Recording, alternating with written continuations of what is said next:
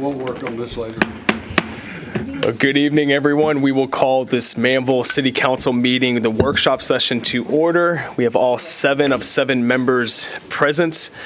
We have first up on the agenda a budget presentation regarding public works. Dan, will let you kick us off here. Robbie's then going to come up and present. I think Robbie gets the award for the most slides in the presentation, so congratulations on that, Robbie.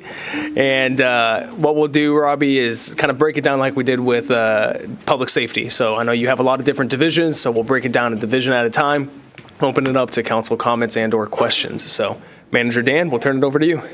He's got one slide per minute, so I'm going to let him jump right into it.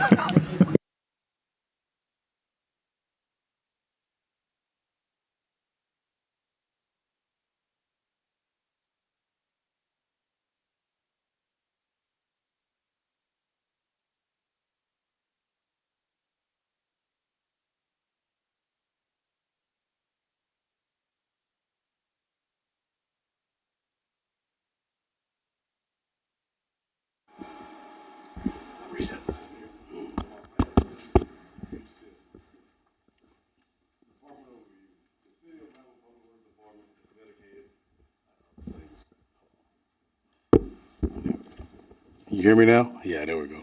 The City of Manvel Public Works Department is dedicated to maintaining and enhancing the city's infrastructure to ensure a safe, clean, and efficient environment for our community. Our highly trained professionals use state-of-the-art equipment and follow industry best practices to deliver top quality services. We are committed to excellence in everything we do, serving the residents of Manvel with integrity, responsiveness, and care. Divisions of the department: we have streets and drainage, capital project engineering and inspections, utilities, and parks and recs. Challenges we faced in 2025: growth of the city, employees short-staffed, 811 locate requests, and equipment shortage. So we're going to start off with my utility department. This is the current org chart that we actually work by right now. This is the proposed org chart that we want to move to. Utility personnel requests. We're looking to hire a utility compliance manager, a utility admin assistant, and 2 utility techs. Key function of the utilities department: we got water treatment, water distribution, wastewater treatment, wastewater collection, and emergency response. So these are some of the accomplishments that we had in 2025.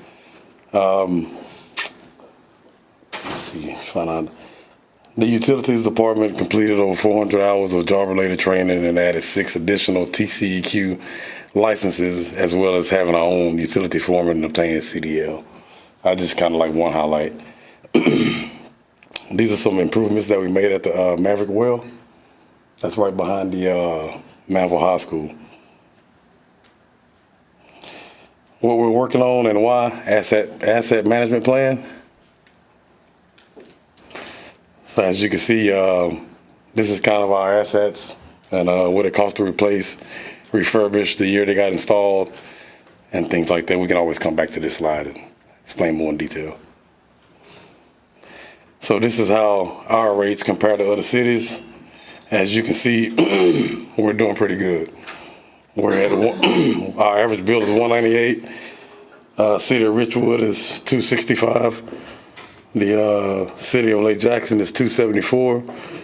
The city of Dayton is $260. The city of Warden is $381. The city of West Columbia is $232. And the city of Webster is $215. Currently, the utility fund absorbs all credit card and online processing fees associated with customer payments. To ensure fairness and align with the standards in the industry practices, these fees should be passed through to the customer, just as they are with other utility providers. This adjustment promotes greater financial transparency and helps us preserve the utility fund resources for core infrastructure and service needs. Water and wastewater needs. This is at the school road plant. It's one of our GSTs. It needs some coating done to it on the inside. This is another GST that also need coating as well. We have some manholes that are in bad shape, that's in badly need of rehab. So we're asking to get these manholes rehabbed. We have a fence over at the wastewater treatment plant that's in bad shape. This needs to be replaced because it's like we could be hit with a TCEQ violation on that. So. Trench box. That's something we definitely need. I mean, we have guys digging in holes and stuff like that. No way to keep them safe, and it costs a lot of money to rent stuff, contract work, and stuff like that. So this will be well needed. Zero turns. So we're looking to get 2 zero turns to take care of all the facilities for the treatment plant, the water plants, lift stations, and stuff like that goes. Vehicle replacement. It's been a while since we had these trucks. And I think right now the city has a 10-year, 100,000-mile replacement policy. And 3 of these trucks are pretty much either at the years or the miles. So we want to add 2 additional vehicles to the utility department, 2 F-150s. So the total cost for the system improvement needs will be $416,000. Equipment request will be $39,000. Vehicle replacement total cost will be $183,000. New vehicle cost will be $96,000.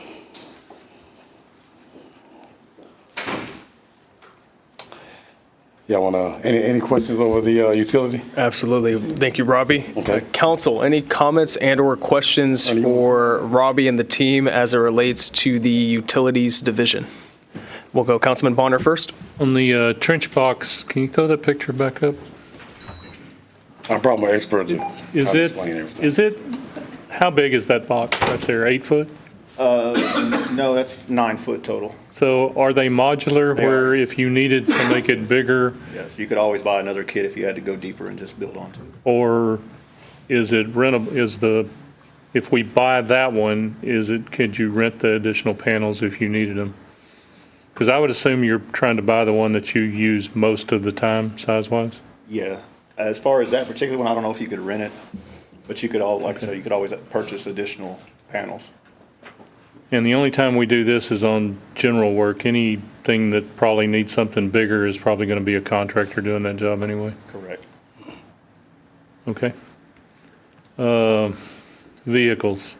Have we run, and this is probably a general question for everybody, but rental costs or lease costs versus buying costs, where are we at on that? I don't remember if we've Well, ever. actually, me and Wale had looked at and talked to Enterprise about a year ago or whatever, and I can't remember exactly what we came up with, but I don't think it was a good option. Okay.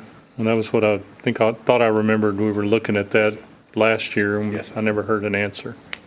I was just interested, at some point, are we always going to buy, or do we think that we'll get big enough to where we'll be in a lease purchase situation? I don't know. That's a good question, but honestly, I would see us buying the vehicles right now instead of dealing with the lease, because I think it's different strings attached to when you go with the lease, and like at the term of the end of the lease, this truck got to be like in perfect condition, like the way they gave it to you and stuff like that. Okay. All right, thank you. Mayor, could I jump in on that part real quick? So one of the things that we were concerned about on the vehicles was if something happens and for whatever reason, the revenues aren't what we're projecting in a certain year, and we couldn't afford the note, so to speak, for the rental for that year, then we wouldn't have these vehicles. So we can always string out another year if it's, at the 10-year mark, we can make that work. But if we don't own anything, then we have no choice. So I think it was just a little scary to not have anything guaranteed whatsoever. All right. I did think of one more question, I'm sorry. With the new building coming on, right now, is there any plan, I didn't see it in there, or I didn't hear it, about a mechanic to look at some of our maintenance costs? Yeah, so not in this year's budget, but in next year's budget, I was going to go for like a fleet person to actually kind of keep up with all our maintenance on our trucks and So a fleet keep up with oil management changes. program. Yeah, right now we have a guy that kind of do like the light oil changes and stuff like that. Kind of get him into that role. Takes right care now. of the small stuff. Yes, sir. Okay, thank you. Thank you, Councilman Bonner. Councilman Lance? Hey, Robbie. How you doing, bud? Good. On this 250 kilowatt on School Road water plant, I see that's it's used up its life cycle. Is this included in your budget proposal for this year to replace it? So we've actually applied for a grant on that, but because it is part of the inventory, we had to include it in our asset management plan. So if we get the grant, then that money will cover the cost Gotcha. of the generator. Okay. Appreciate it. Thank you, Councilman. Councilman Opliger? Afternoon. So how'd that fence get so worn out? Age. It's in bad shape. You know, so let's go to the mowers. So in the request for 2 mowers, is that replacing 2 mowers or we're buying? So traditionally, the utility department has never had a mower of its own. We just borrow Public Works when it's available, but because they're short-staffed and they're always mowing now, we need our plants to be mowed all the time. So we're having our operators and our utility techs have taken over the maintenance of our grounds at our treatment plants. So how many mowers in our fleet would we have? We have 3 zero-turns. 2 3? 2 for streets and drainage, and then we got 1 in the parks. Okay. All right. Lots of lawnmowers. Lots of All great. right, that's it. I was just kind of curious how much grass we're going to mow. Thank you, Councilman. And Mayor Pro Tem Lands, my apologies. I said Councilman Lands, but I should have said Mayor Pro Tem, so my apologies for that. Just got to get used to that change. So, Robbie, Ernie, you guys have been through a lot this past year. You know, you had Hurricane Beryl, you had the snow and the freeze, and you can see some of the photos at the tail end of the slideshow. So just want to say thank you for what you guys do. You've been through a lot, and it doesn't go unnoticed, not only by us in the city as a government, but also by the people. You know, a lot of times you hear appreciation that's expressed for the police department or for fire and first responders, but you guys are also first responders. You're camping out at the wells and the plants, freezing your butts off Usually to make we're sure. the first ones to respond and the last ones to leave. Exactly. So we appreciate what you guys do. Robbie, could you speak to a little bit about what the compliance position would be for utilities, kind of or Ernie, what that role would do?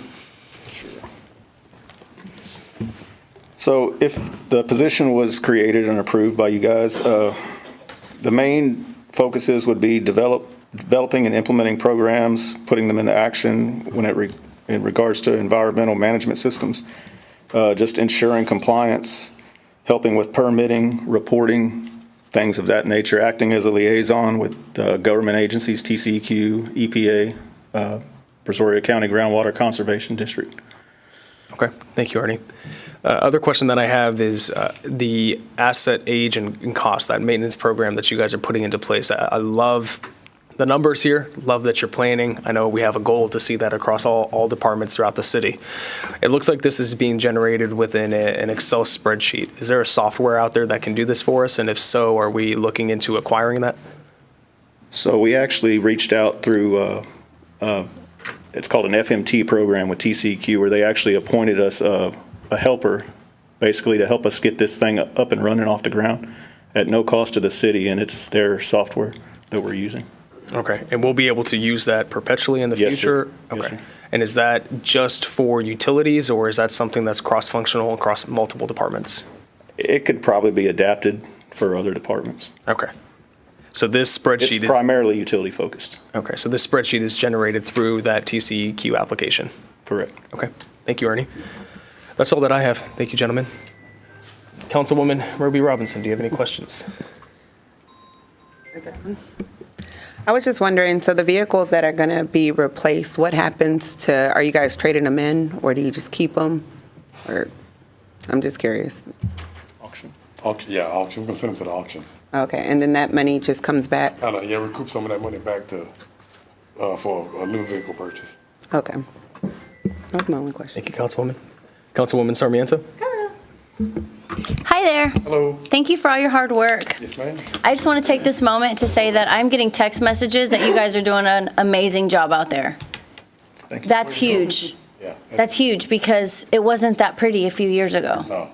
I don't know what the change is, but thank you for that. You know. That's, Leadership, right? Yes, right. Okay, so you guys know that my history with the fleet side of things, I'm a big proponent of looking at the numbers and making sure that when we do replace fleet vehicles, that it's not completely where you drive it till the wheels fall off, right? There is a point in time where it makes sense to replace that vehicle because of wear and tear and the maintenance and all of that. Some type of return on it. Say that again? Get some type of return on it. Yes.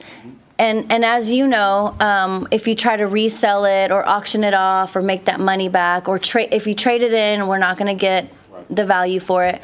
So can you just share with me, because I don't know if I was here trying to get my computer set up. Is this the only 3 vehicles we're looking to replace? On the utility side, yes. On the utility side? Okay. And I may have missed this, but the idea is to purchase it outright versus leasing it. Okay, and who have we spoken to put those numbers to make sure that it's the best idea? It's out to, what was that place name? Chastain. Chastain, yeah. To Chastain? Okay. I used to work, I know, I'm familiar with them. From Keating Toyota, I think as well too, right? Yes. So we talked to a few companies already. Okay, so you've talked to a few companies specifically for what? To just look at what the best vehicle is for the price, or Well, actually, what are we looking at when we're looking to replace the So we're vehicles? trying to replace what we have currently. So we want to replace that F-150 with an F-150, replace that utility truck with a utility truck. Okay. And replace that F-250 with another 250. Okay, how many are in the current fleet right now? You talking about total? Yeah, Ooh, I'd have to get back to you. We got all For utilities or for? for utilities, I believe we have 6 vehicles. 6 vehicles. How many of those are younger or newer, less than 5 years old? 3. 3 of them. Okay. And so we have 3 that need to be replaced. So how well are these driving? What's the biggest problem with them?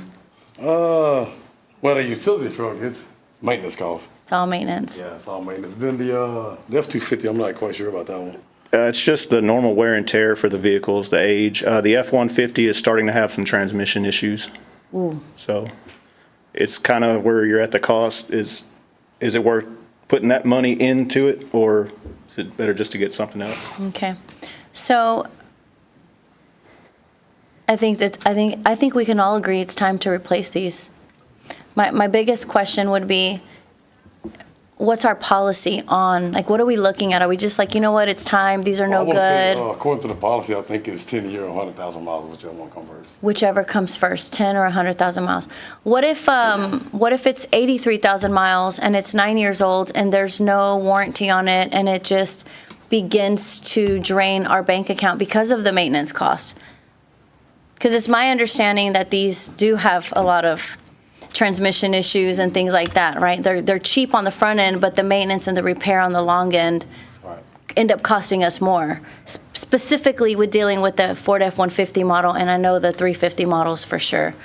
So that's why I'm asking is, what are we looking at when it's time? Because just because it's 100,000 miles or 10 years doesn't really mean that we're getting the most out of it, the most efficiency out of it. So I would like to see us do that, come up with the policy to say, hey, at this point, we are spending more than the value in repairing it. It's time to just cut it loose before it gets to that point. I think that's a better way to financially protect our dollars. It's already in the works. It is? ma'am. How so? Wale's already started to put together his own fleet management program. His own fleet management program? As far as, do we just adhere to the 10-year, or would it be better to go look at a 7-year? We've already started looking at all that, Okay, as far as cost after so many years. okay. Yeah, because Mary's actually keeping up now, keeping track of, like, if we spend money on, say, 4004, so we have all the receipts on 4004 showing us how much it costs each year to actually operate that truck. Okay, We so, just started that maybe 3 or 4 months ago, right? okay. So what I'm basically saying is, I love that, and I do think that we just need to look into that some more, because I don't believe that 10-year, 100,000 miles is in the best interest A of, long time. Yeah, I was Right. thinking more like 5 or 50. yeah, something like that. I think that once a car starts giving you issues and it's out of warranty, Right. at some point, it doesn't make sense to keep it in the fleet just because it hasn't hit either one of those thresholds. So that's all I'm saying. So thank you. I definitely am in agreement. We need to replace all 3 of these. Thank you. Thank you, Councilwoman. Councilman Rossi Knox. Thank you all for being here. I hate to echo everyone, but I'm at the end, so we need to get those things replaced. Those water towers or the geostorage. they look terrible. They look terrible, and the fence looks awful. And you know where my family's property is. I mow a lot of grass over there. I feel like I'm just mowing all the time. You guys definitely need your own lawnmowers. We shouldn't have to borrow from other departments. So I feel like these are some reasonable asks. And I think that Bad Boy probably has a better cut than John Deere, just saying, so. We'll just take that 0 turn. Thank you all for being here. That's it. Thank you, Councilman. Ernie, thank you. Robbie, we'll continue on. Making great time. So now we're going to move on to the streets and drainage. This is our current org chart. This is the proposed org chart. This is where we want to go. We have, this is the personnel request for Public Works. We're looking at to hire a foreman, 2 crew leaders, 2 heavy equipment operators, and 4 maintenance techs. Streets and drainage, we cover roadside ditches and culverts, sign installation and maintenance, street repairs, severe storms, and special events. Streets and drainage accomplishments. So currently, we're about to wrap up phase 1. We have Belcher Road left to do, and we're scheduled to get that started on within the next 2 weeks. And then we'll be starting phase 2 as well. This is the current services as of right now, year to date, for 25 on the potholes patch, the mowing, the debris pickup, signs replaced, sidewalk replaced, and ditch cleaning. So the equipment request for Public Works will be, first thing we want to see if we can get a slope mower. We have a lot of steep ditches around town, and so it's a lot of guys kind of, slip, trips, and falls, with the weed eaters and stuff like that, kind of stand on the incline ain't good for guys like that. So that'd be great. Street sweeper. Again, hey, I put it number 2 this year. Yeah. Yeah, it's a lot cheaper. Yeah. The tariffs, they're having the reverse I know, effect, right? Reverse effect. Yeah. They're trying to help me out here. Yeah.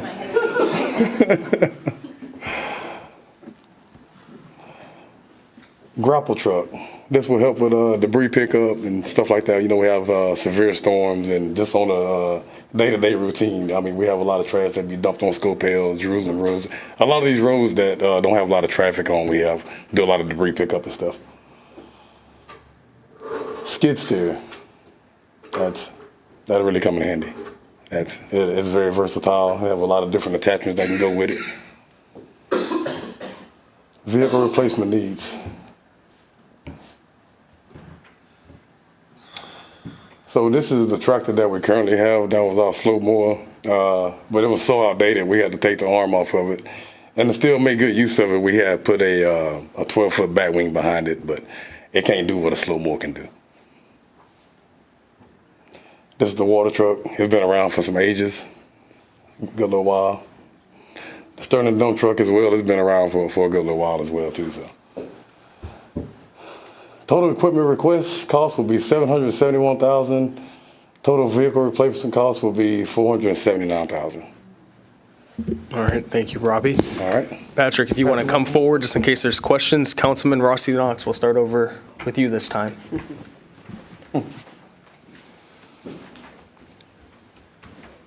Any questions or comments?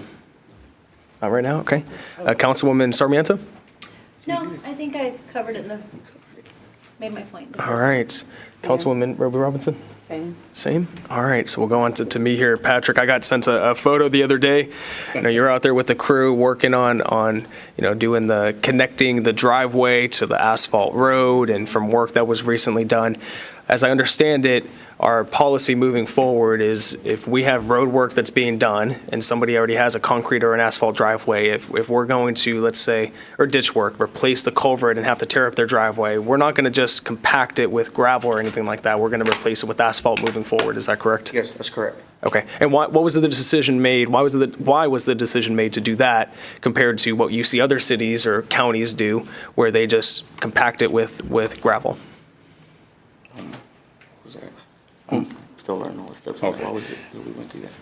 Actually, so the reason for doing this, man, it was like it's hard to have an asphalt road with a gravel driveway and then they have concrete or so on. So we just trying to match the existing roadway.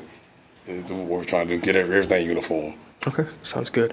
I like seeing the slope mower on there. I can remember back to my days just on city council as a council member, and that's been something that we've talked about. So I'd like to see us get that done, especially when we talk about ditch and easement maintenance. That piece of equipment is key, and we continue to just kick that can down the road. I'd like to see us finally pick that can up and do something with it. Lewis Lane, when are we going to get that road fixed? Both sides, ideally. We just met with a contractor today, RDC Paving. They're gonna come out and look at it for us, probably in the next couple of weeks, probably. But we're still waiting on the plans to be. Yeah. So soon as we get the plans back for the sidewalks and everything to know exactly what we're gonna do on Lewis Lane, that's when we're gonna pull the trigger on that. Okay. So hopefully within the next month or so. All right, awesome, sounds good. Like hearing about Belcher being done in 2 weeks. When will it be time to talk about the Phase 3 roads? When are we looking to start to pull the trigger on those? Because I know those are sidewalk projects, streetlight projects, other items that while we wrap up Belcher, which is going to take some time, we can also be going down this swim lane and tackling Phase 3. So the plan is when we wrap up Belcher, then we're gonna move to like Reed, Booth, King, the Phase 2 portion. So hopefully we can have that done by the end of the year. So hopefully the beginning of next year we can start working on Phase 3. Okay, so Phase 2, we haven't started yet. No. So Phase 2, we're looking to finish up in the next 6 months. And then Phase 3 will be January 1st of 2026. Yes, sir. Okay, could we get an updated list as to the expectations of what's going to be done for Phase 2? Yeah. Would that be possible? Yes, sir. Yes. Okay. Well, I appreciate all that you guys do. You guys are doing great work, a lot of improvement that's there. I think it's going to be getting very close to time to update our street maintenance program, get those updated numbers. I believe they were last done in 2021. Patrick, a question for you as you look at streets and drainage over the next 3 years. What would you say is going to be your biggest challenge over these next 3 years? Drainage. I mean, drainage is a topic, but in order to work on the drainage in the city moving forward, we got to have the people. I mean, that's the biggest struggle is the personnel, having the right equipment to do the job. I mean, right now we're 9 guys to take care of the whole city, and when you have 2 guys mowing full time, another guy that's working on our equipment, that really only puts out 6 guys out on a project. 2 of those guys are in a dump truck, 2 of those guys are flagging traffic, only really leaves 2 guys in the hole. So the biggest challenges are going to be personnel, so it's kind of what we're hoping to get. All right, thanks, Patrick. Councilman Opliger? So I didn't see a grade all on your wish list. Do you have a grade all? Yeah, we actually have. Is that the one that blew oil all over the road? Yeah, it has. Yeah. Yeah, sometimes. So how old is that? So we got a 97 and a 96. A 97 and a 96, so we don't need a new one yet, huh? Yeah. It didn't make the list, though. It didn't make the list, man. Oh, that's too It's bad. so many different. Well, yeah, because, we're talking about drainage, right? I mean, you did a wonderful job there. I'm sure there's lots of people very happy with that. But, Right. The rest of the neighborhoods, then what I didn't see was any kind of other project thought of attacking the other pinch points. So is that part of, anywhere in there? Well, part of the drainage is going to be we're going to attack no man's land. We what? We have a plan going forward to attack no man's land. Yeah, because, it's a great start. Use that as the benchmark, because a lot of the old neighborhoods out here, Right. culverts that you could barely, the 24-inch culvert, and you see 4 inches of space. That's, so when we talk about drainage, right? And that, my other thought, is our mowing needs increase, right? It might be time to start thinking about contracting some of that services, right? To where these guys can have a career path and working on other stuff instead of Gotcha. mowing grass, right? We got to mow grass, but you could also, if we're resource short, Right. there's lots of guys that mow grass out there that can free up some hands. Anyway, yeah, that's it. Thank you, Councilman. Mayor Pro Tem Lands, Questions or comments? I just want to say you guys are doing a great job in streets and drainage, and I have really nothing to comment on the request or improvements or anything else. Just keep it going. Thanks. Thank you, Mayor Pro Tem. Councilman Bonner? Yeah, y'all do a great job. I was really impressed with the job out on Cemetery. I think that was excellent work. I've got a couple of questions, but I'll ask those on a kind of a side conversation about one part of the design. Is there any further work where that work looks like it's finished right now? Is there any further Talking about work? out there on Mississippi? Well, no, two things. I heard questions about were we going to go any further south on Mississippi with the ditch part? And then what about going down Highway 6 towards Mustang Bio? Does TxDOT have any plans to? So TxDOT recently cleaned that out, and but they did give us permission. We would have to reach out to them and say, hey, we're going to be doing some work in this area or whatever. But Maria did give us permission to do work in TxDOT right away. Because we're really not going to be able to tell till we have a big rainstorm. Right. Of how good that helped. Yeah, and that was one of the biggest issues was Highway 6. Yeah, Wasn't okay. draining, so. For the manpower that we've requested, 9 people and equipment, is that what's driving the projected services higher, or were we? I'm trying to get a feel on how much work couldn't we do because of the manpower based on these numbers I'm seeing for So 2025. like as of right now, like it was just take the Mississippi Drainage Project for example. That was like an all hands on deck. So at that point, we had to have everyone out there, so that way it wasn't no potholes being done, no sign maintenance being done. It was hard to answer calls and stuff like that because that project was actually time sensitive because we done it through the CDBG grant. Yeah, so it was kind of like time sensitive. So we had to have everybody on deck, and so kind of fell behind on a little mowing and ditch Right, and stuff like that. and that's what I'm getting at. We're asking for an increase in 50% more people. Right. But I'm not seeing the numbers increase quite 50%. Is that because you don't think the work will be there? Or, that's what I'm kind of, are we leaving work on the table and maybe 9's not enough? That's what I'm asking. The work is there for sure. It's just kind of, keeping up with the work orders. Patrick do a good job coming in and keeping up with the work orders with the crew he have, with the staff that we have. And this is only what the city personnel did. If there was anything done by county, it wouldn't show up in these numbers, right? Right.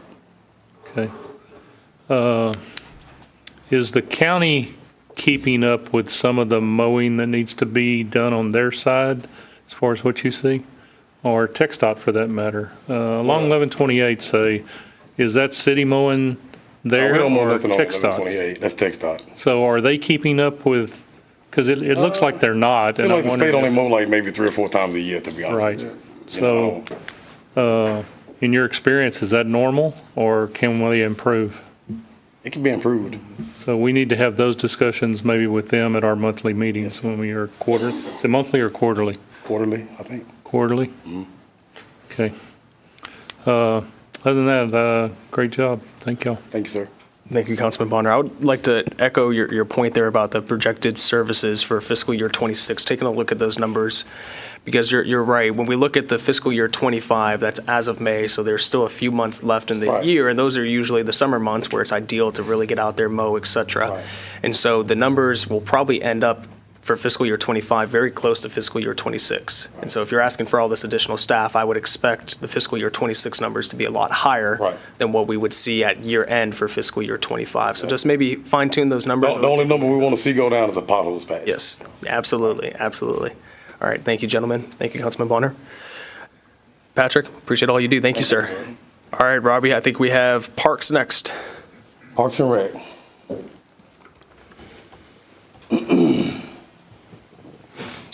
So, Parks and Recs division, we do the landscaping, mowing, playground inspections, special events, trash and litter management, and restroom cleaning. Almost heaven. The walking trail is in badly need of repairs, and we're looking at it, and the cost is we're looking around about $40,000. Because what I want to do out there is want to go back with like an asphalt trail instead of that DG, because that DG is going to require a lot of maintenance once we go back in Yeah, and the biggest problem was, I think, people riding golf carts and four-wheelers and stuff like that all over that trail and just burning rubber. But you get out there on that asphalt and do that, I don't think we had that problem. We have a 16-foot landscape trailer that's been around. I don't even know the year of it. It was here like maybe 10 years before I got here. So it's pretty old and need to be replaced.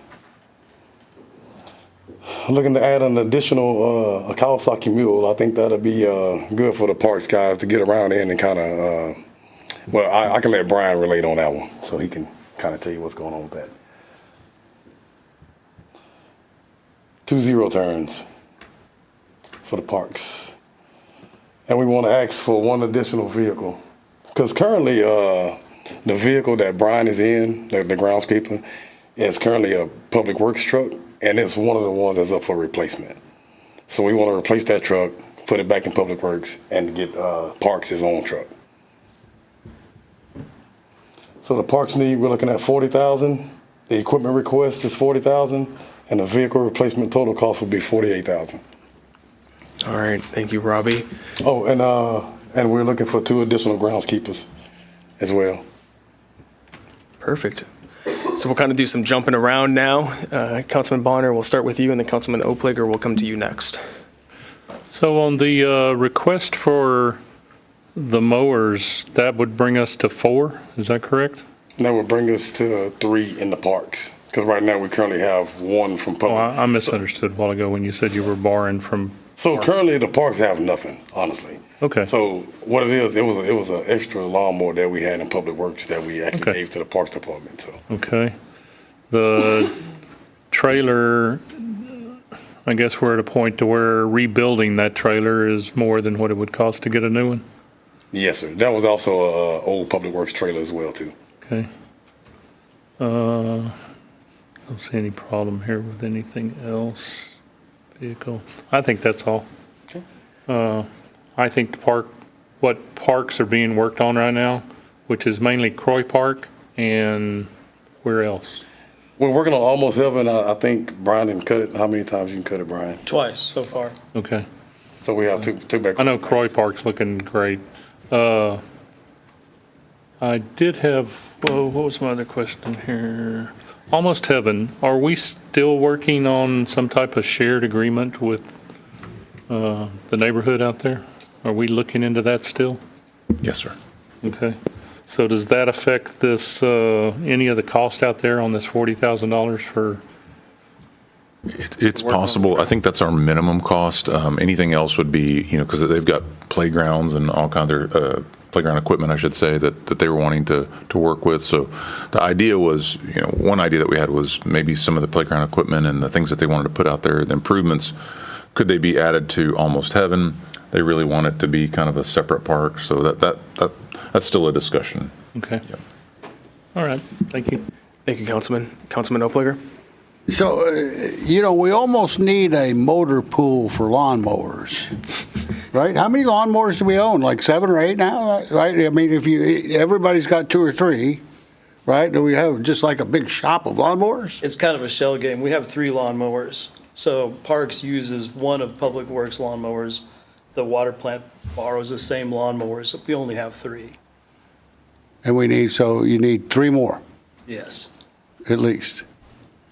Yeah. we're asking for 3. Are those commercial grade lawnmowers, I hope? They're good mowers, yes, sir. Not a Kubota, but okay. Yeah, so then going into the trucks and stuff again, I think it's almost like we need a fleet management for vehicles. Like everybody needs a new vehicle here and there, right? It's almost giant motor pool, almost, somebody managing all the fleet. So I don't know. It's a lot of vehicles. How many in total were you looking for within your whole group? For replacement? Yeah, trucks. I want to say 6. 6, yeah. 7? No. Yeah, 6 or A little 7. bit more than 7. Yeah. Okay, yeah. So again, so that's a lot of vehicles, right? And so then somebody's got to maintain all that stuff, and it's just getting bigger. Man, so to be honest, I think this is the first time this ever actually been introduced from the Public Works Director. as far as replacement vehicles. Well, yeah, no, I'm not, I agree that, vehicles get worn out, especially you guys use them. I mean, they're work vehicles. What I'm looking at is saying, wow, it's getting bigger. It's not the days of we own one pickup. Right. We have a fleet, right? It's almost fleet management, right? So somewhere in there in the organization, you're going to have to think about looking at how, I don't know how other cities do it as far as managing the fleet. Somebody's got to keep their eye on that, right? I mean, you got other things to do other than, oh, God, we got to get the oil changed. Right now, we have Mary actually playing that role, so she's doing a pretty good job. There's your fleet manager right there? Yeah, Okay. She She saw her taking notes. Okay, well, that's it. It's just curious, right? It's just getting to be a lot, right?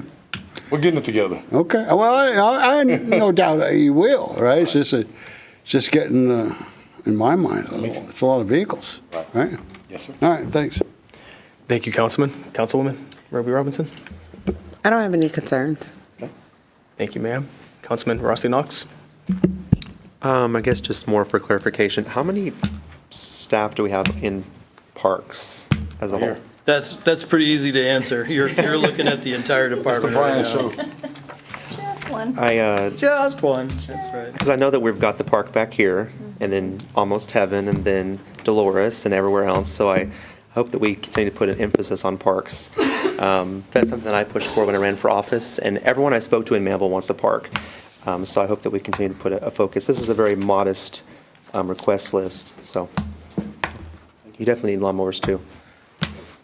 Thank you, Councilman. Councilwoman Sarmiento. Hello, again. I am so glad you're here. Just wanted to say that because it's, Thank you, I'm glad I'm here too. yeah, just to resonate what he is saying, Councilman Garrett Rossi Knox, the longest name ever. Not really, I think I sit in between the two longest names. Okay. Knowing that we love parks, I feel like, again, this is a modest request. I'm interested to see what the requests are going to be next year as we grow and what you guys are forecasting. And if there's a way that we can make sure that whatever we request this year doesn't shock us next year. Because clearly this park back here, Dolores Martin, all the different parks that we are working on should in the next year start to have fruit and develop and that's fruit and develop. Yeah, maybe we'll have fruit there. No, I'm kidding. Just saying that this is going to be growing, and so I want to make sure that you do have the resources that you need so that our parks are well maintained within budget. And then to piggyback what Councilman Oplinger said, when it comes to the fleet, do you know off the top of your head how many vehicles were requested to replace last year without me having to look through my notes? I don't think no. Does anybody know? No? Okay. We only replaced 3, and there were police department. Police vehicles. I think I remember. That's what I'm saying. I don't remember us really requesting. We have requested it. Okay. I need to research that a little more, but I am interested to see how long these are going to last and what else do we have in the fleet as a whole? How many vehicles do we have as a whole in Public Works? And kind of see a forecast as these we want to replace now because we absolutely have to, and then over time have a schedule for those, right? Okay. Sorry to bring that into the park side of it, but just wanted to make sure I didn't lose that. Thank you. Thank you, Councilwoman. So, Robbie, I noticed looking through this presentation, every other department or division had an org chart except for parks. Why is that? We only have one person.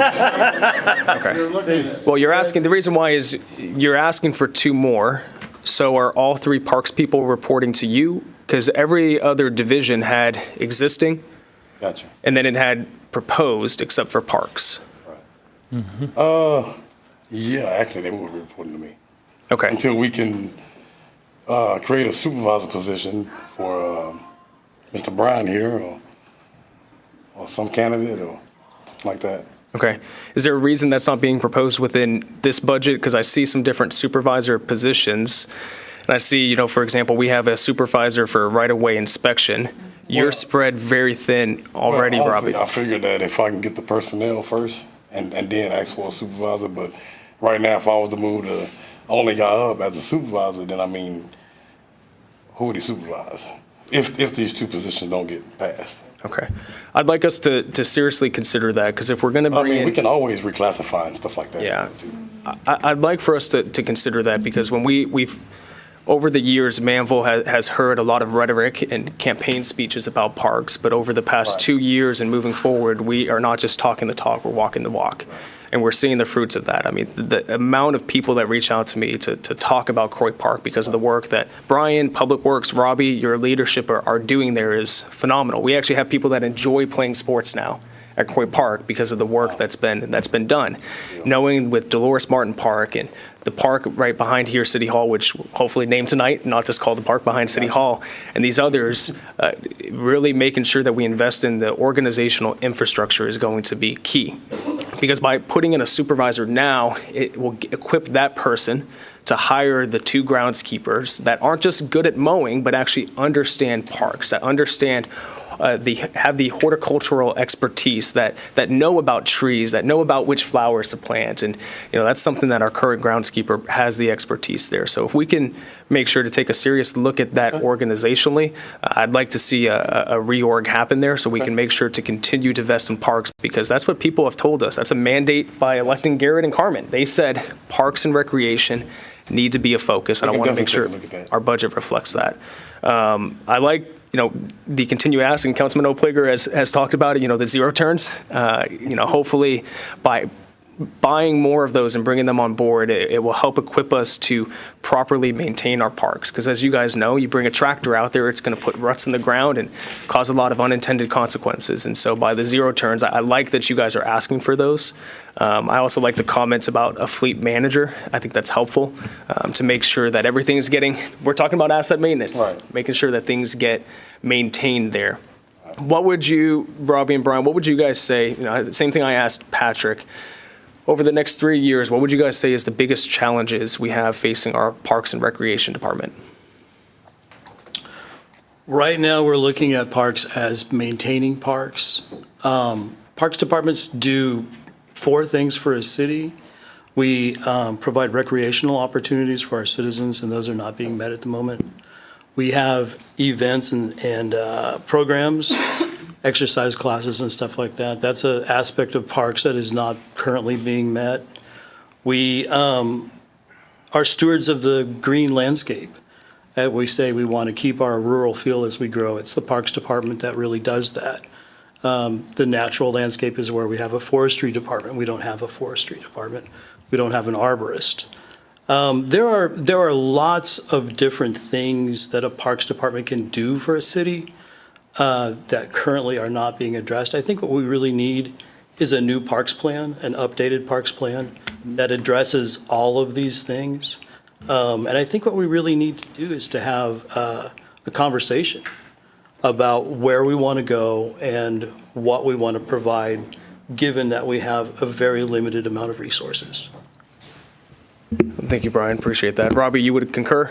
I would concur, and I would say we actually need a parks budget, because right now we're actually funding parks out of Public Works. Public Works. Yeah, I'd love that. I mean, I know we've talked about, doing these break aparts, utilities has their own.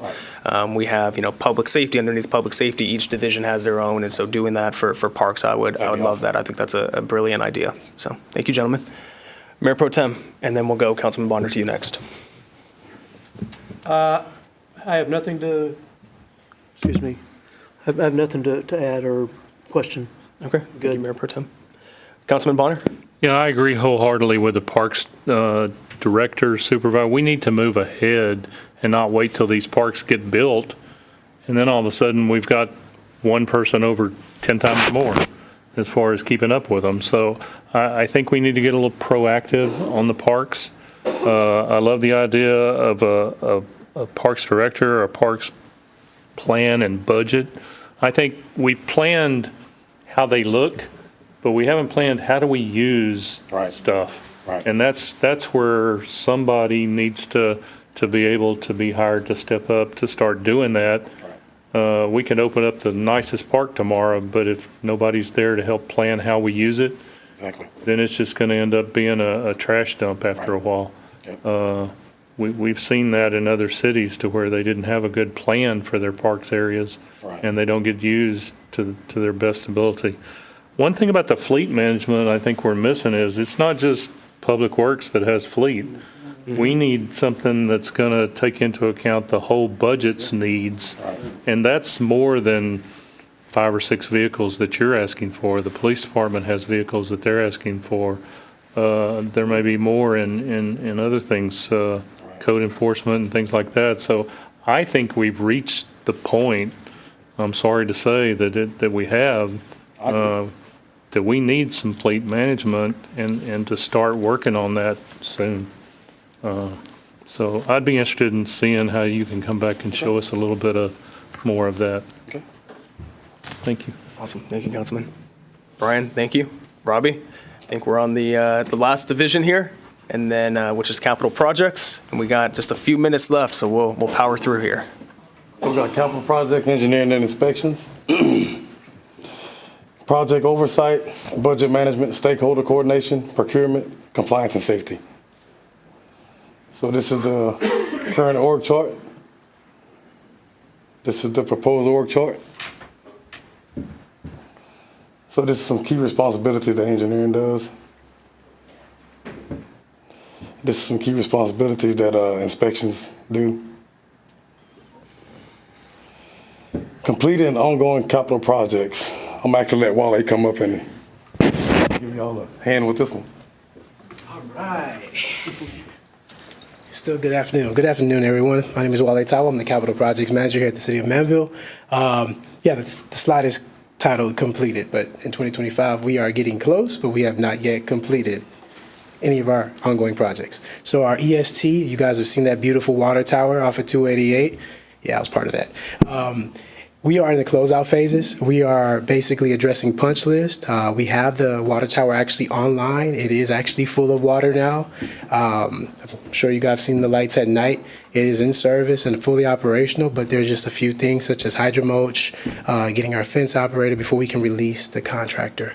McCoy and Masters, you guys have seen the work going on Lewis. It hasn't been the brightest days over there, but we are finally getting the utility line to a point of acceptance. Today, they were actually, they were cameraing, it's called CCTV, so they actually start viewing the lines. They found a lot of debris that entered the line, so they have to get those things cleaned out. But finalizing after that CCTV, verify the lines are good and in good condition and functional, then we can open up that utility service to our system. Right now, it's currently plugged off, so it's separate.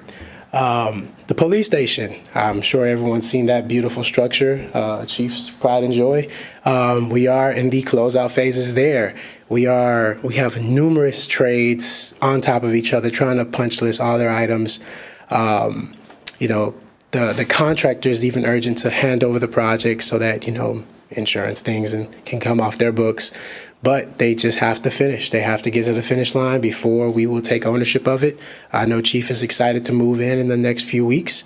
But yeah, that one's at closeout. The Public Works facility, sadly, we lost our GC. We are in the process of a new one coming on board. We just have to do the legal battle and handle the paperwork, and hopefully we can award a new contractor soon. And then we have the water reclamation facility. That is the construction going on Highway 6, right across from our existing plant. Right now, it looks like a mud and concrete jungle. There is a ton of iron. There's a ton of concrete, the most concrete I've ever seen, put into a project, and that is saying a lot. There are huge basins going in, and I can't wait till we make further progress, because then you really see the meat of what that project cost and why it was so expensive. So yeah, that is the ongoing capital projects, hopefully soon to be completed, maybe by the end of this budget year. You want me to keep going? 2025 council approved projects. As you guys know, we are actually moving forward with Akery Lake. We are still going over the grammatical battle with trying to get a contract signed. It's always, they have concerns, we have concerns. Are we going to allow this? Are they going to allow that? So that's where we're at. We're basically handling a punch list for our kickoff. We have things to do on the public works side. We have things to do on the planning side. We have things to do on the contract side, on the legal side. They have a lot of things they need to deliver to us too. Basically, phasing plans and whatnot of how we're going to move forward with just digging this huge excavation. So we're waiting on everyone to bring their stuff to the table. The West Wing City Hall expansion, that is in the pre-bid phase. A lot of the pre-bid documentation is done. We're actually waiting for finalized signed and sealed plans. We don't want to go to market with half the work done. So we want to make sure that's cleaned up, all the items are addressed, we're good with it, and we can go to bid for it. Ideally, we want to possibly phase that project because of budget constraints, and this is preconceived budget constraints. They're not actual tangible yet. But yeah, that's what we're hoping to do with the West Wing. And in the SCADA Phase 2, that was a recent project that was approved by council. It is primarily there to bring our EST, our water tower, online to where we can see it on our system. And also to capture our new water plant at Town Center that isn't on our system. So newest thing isn't showing up online to where we can see it and monitor it. That was the other 25 council approved projects. Equipment request, I asked for a drone survey equipment primarily for Akery Lake, and also the one we have is about 6 years old. It's time to phase it out and get something newer, more applicable, can do a lot more. It looks like a big ask at $20,000, but when you consider how much a surveyor charges just to come shoot one survey, this might be something that pays us back tenfold. Project management software, I'm looking at adding Procore. This, I believe, will give a lot more transparency to a lot of city staff, and it's the industry leader in software used for project management. So as we bring on other contractors, we can integrate seamlessly with them, which means we actually get all of our data at the end of the projects, all the pictures, all the submittals, without having to, cry and beg for someone to send us a Dropbox link or something like that. So, professional services. This is new. I wanted to ask for this just primarily because there are some projects that I think we can use some third-party assistance with. Not that they're that vastly large, but you can finally diversify. Let's see how a firm will manage a project versus how we manage a project. It would definitely help because of the staff constraints. And then also with things like City Hall, if we need to do a renovation, I feel comfortable knowing that an architect has looked at what we want to do versus internally like, hey, you think this is good, this is bad, let's send it through the permit, let it get rejected and try again. There's a lot of wasted time to where you can get a professional on to do smaller projects, not like a huge new facility design, but just a rework. The WRF project needs, I actually have a table broken down. As you guys know, we awarded that project, and the contractor presented some cost-saving opportunities for us. However, after revisiting those, like some of the canopies are actually necessarily required by TCEQ, so we have to have that at the opening of the plant. So when we take that plant online, some of these things are needed. There are some things that are always overlooked, such as tying in natural gas, getting your services turned on. But because of the vast size of this project, it is going to be ideally $100,000 to get natural gas to run that plant, just our service connection. So that's why I put these items, so it's not like a, hey, surprise, I know you don't have contingency funds, but we got to find a way to pay for this. The West Wing expansion, that's a real general thing I put in there, but it's really necessary. Reevaluating the budget, I believe it's too small for the project. Looking at what we are currently going through with our public works facility, seeing how these tariffs have impacted the current cost of construction, I really am seeing, anywhere from 17 to 30%. So 25% would be a fair margin to ask for that contract or for that budget to be adjusted by. So those are my ask. Yeah. So capital project needs. You said don't be so conservative. $2,185,000. Come on.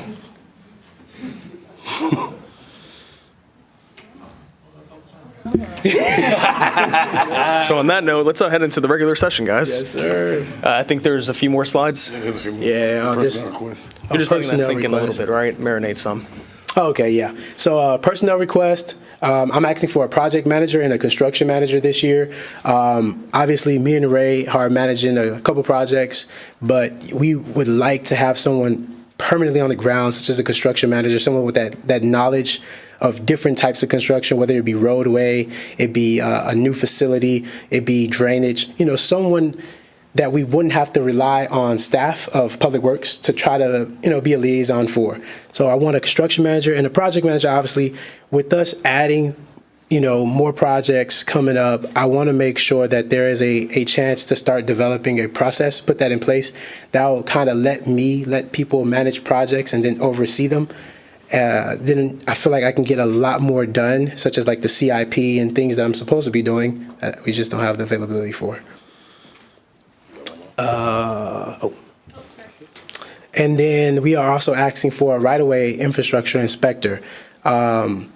We're having a multitude of projects going on in the city, not just capital projects, such as so much development left and right, new subdivisions going up every day. Between the three guys that are looking at it, they're carrying full schedules every day, to the point that even me as a capital projects manager, if I'm late with my contractor to request an inspection, they are looking at waiting 3 to 4 days to even get scheduled. So that's how bad it is. It's actually kind of playing off good because they're not calling us for Mickey Mouse inspections anymore, because we'll go out there and fail them. And we'll fail an inspection because they don't have the right pre-pour inspections. They don't have the right rebar ties. They're not meeting our criteria, and we'll fail them. And sadly, it takes a long time to reschedule. So. Thank you, guys. That's the Public Works presentation. All right, good Hope y'all enjoyed job. it. Good job. You guys covered 66 slides very efficiently and effectively. Robert, just stay up here for a second. We'll just see if there's any council comments and or questions. I'll just start with saying Wale, thank you for the overview. No questions. I do like that you're having a project management software being included in this. I know we talked about it last year. We weren't able to make that happen. So you manage a lot of things by SharePoint, Excel spreadsheet. Love that you have that in there. Also, the allocation of funding for professional services.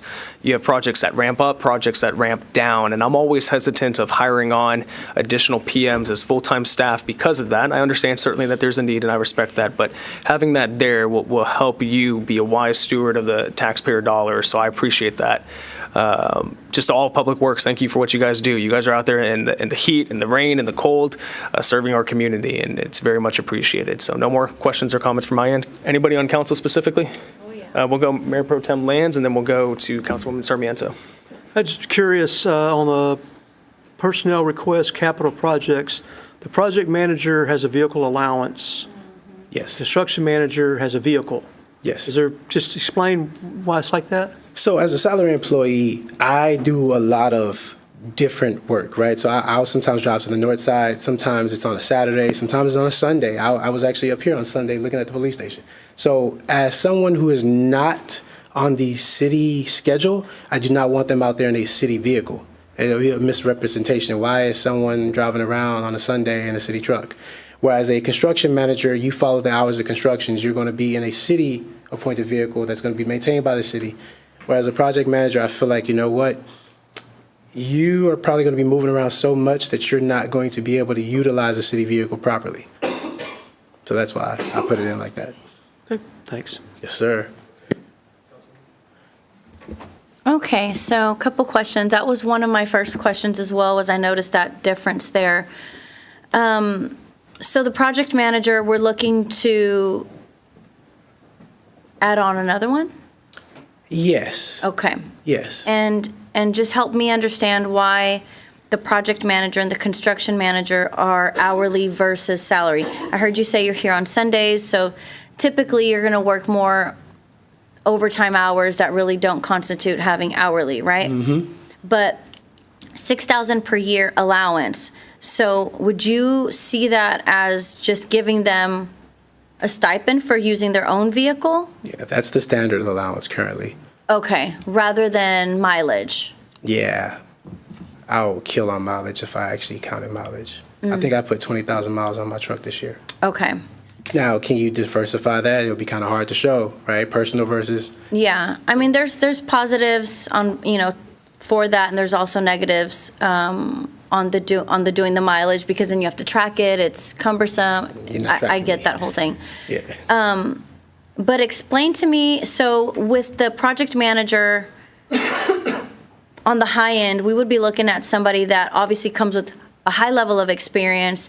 I would expect that we pay them on the higher end, because we do not want to hire people and let them figure out things as they come in. We want them ready to go and efficient so that we can move our projects along. Do you feel like that's a good price, a good salary, $75K for a top-notch? No, not top notch. Project That would probably manager? get me, someone with 2-3 years of work experience, someone who understands the terminology but doesn't have the actual resume, right? It's not someone who's going to come in with $100 million worth of projects under the Okay. belt, but they're going to know a little bit. Maybe a university grad, maybe someone with like 1 or 2 years experience, small projects. Interesting. Someone I can steal from a firm, right? All right. Yeah. Don't put our secrets out there. Yeah.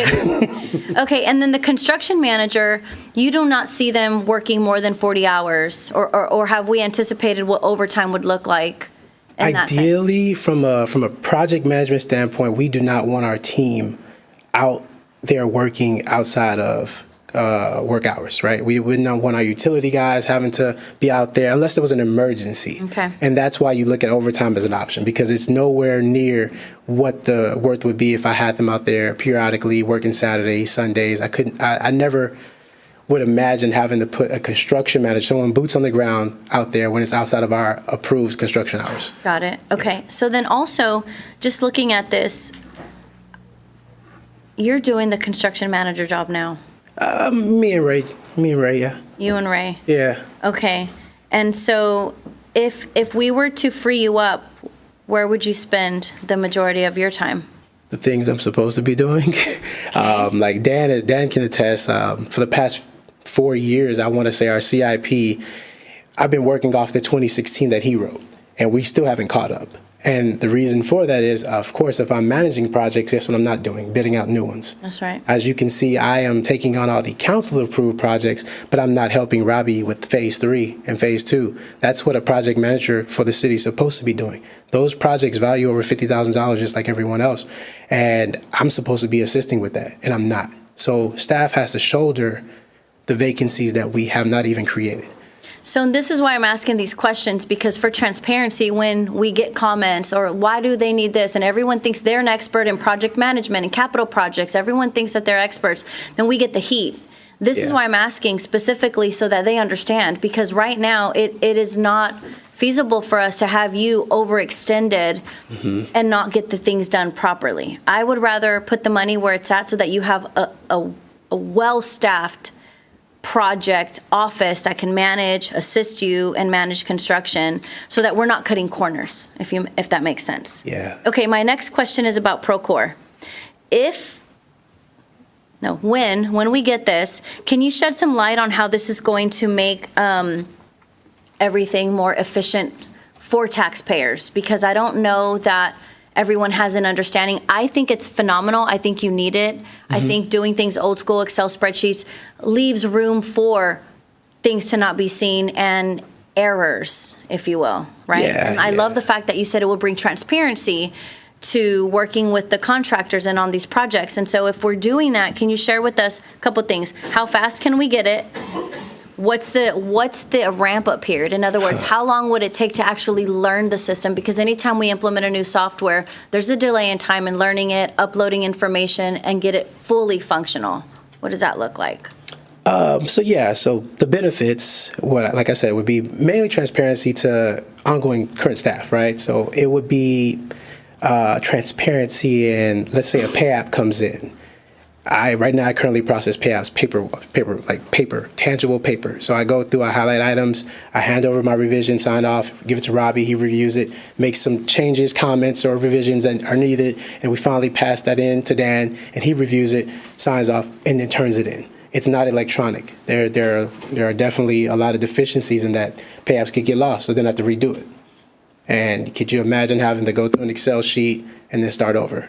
So that's just one. It creates a single means of information where it's not an email coming to me that's actually for him or maybe even for Dan's decision that now I have to pass that on. He has access. You walk in Dan's office. Hey, where are we at with the WRF? Well, let me log in and show you. It's not, let me see what Wale's doing and see if he can give me an update. Or let me look at his last report that might be 3 weeks old. That's where the transparency comes in, and that's where it becomes synergetic, at least, because now he can get in there and say, hey, Wale, I noticed this. now it becomes a tool to where it helps everyone. It creates efficiency. Yes. And accountability. Yes. And transparency. Yes. And it sounds to me like there's a lot of time being wasted because of paper, and paper, as we know, can get lost and or, it's a paper trail, right? Yes. How much is it? This is the basic suite, and it's Can't find one, I'm $15,000 per year. 15,000, is that a one-time? No, so there is a one-time onboarding that's Okay. kind of built into that. So I think after the first year, if we keep that general use, it'll drop down to like $11,000. Okay, so it's a 15,000 upfront to purchase the software, and then $1,000. No, like 11,000 a year to keep your 11,000 a license. year to Yes. maintain that. Okay. Yes, it is expensive. Yeah, but But- I mean, we've seen how errors and paper trails can. Add up. Yep. Yeah. Okay. Wonderful. Thank you so much. I appreciate you. You guys are doing such a fantastic job. I am so proud of everything we're hearing from the community, the text messages, everything. Thank you. Thank you. Thank you so much. I appreciate you guys. Thanks. Thank you, Council. Councilwoman. Council, any other comments or questions? We're over time here. All right, if you guys have any, please follow up with these gentlemen directly. Robbie, great job with the presentation, and we look forward to seeing the final budget presented by Manager Dan for Public Works. So, thank you, gentlemen. All right, Council, what we'll do here is I think you guys good with just heading right in to the regular meeting, or do you guys need a few minutes? Okay, let's take a 5-minute recess. We'll reconvene here at 6:17. Thank you, everyone.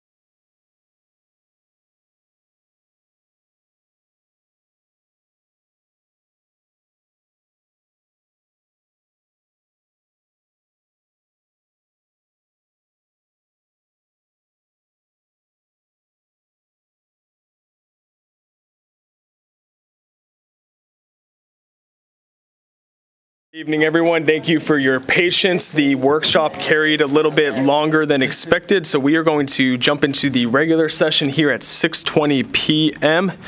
We'll call it to order. We have 7 of 7 council members present, and for the invocation tonight, we have Pastor Emery that is going to be leading us in the invocation. So, Pastor, if you could just come up here and to the podium, just let us know your name, what church you pastor, and then the floor is yours.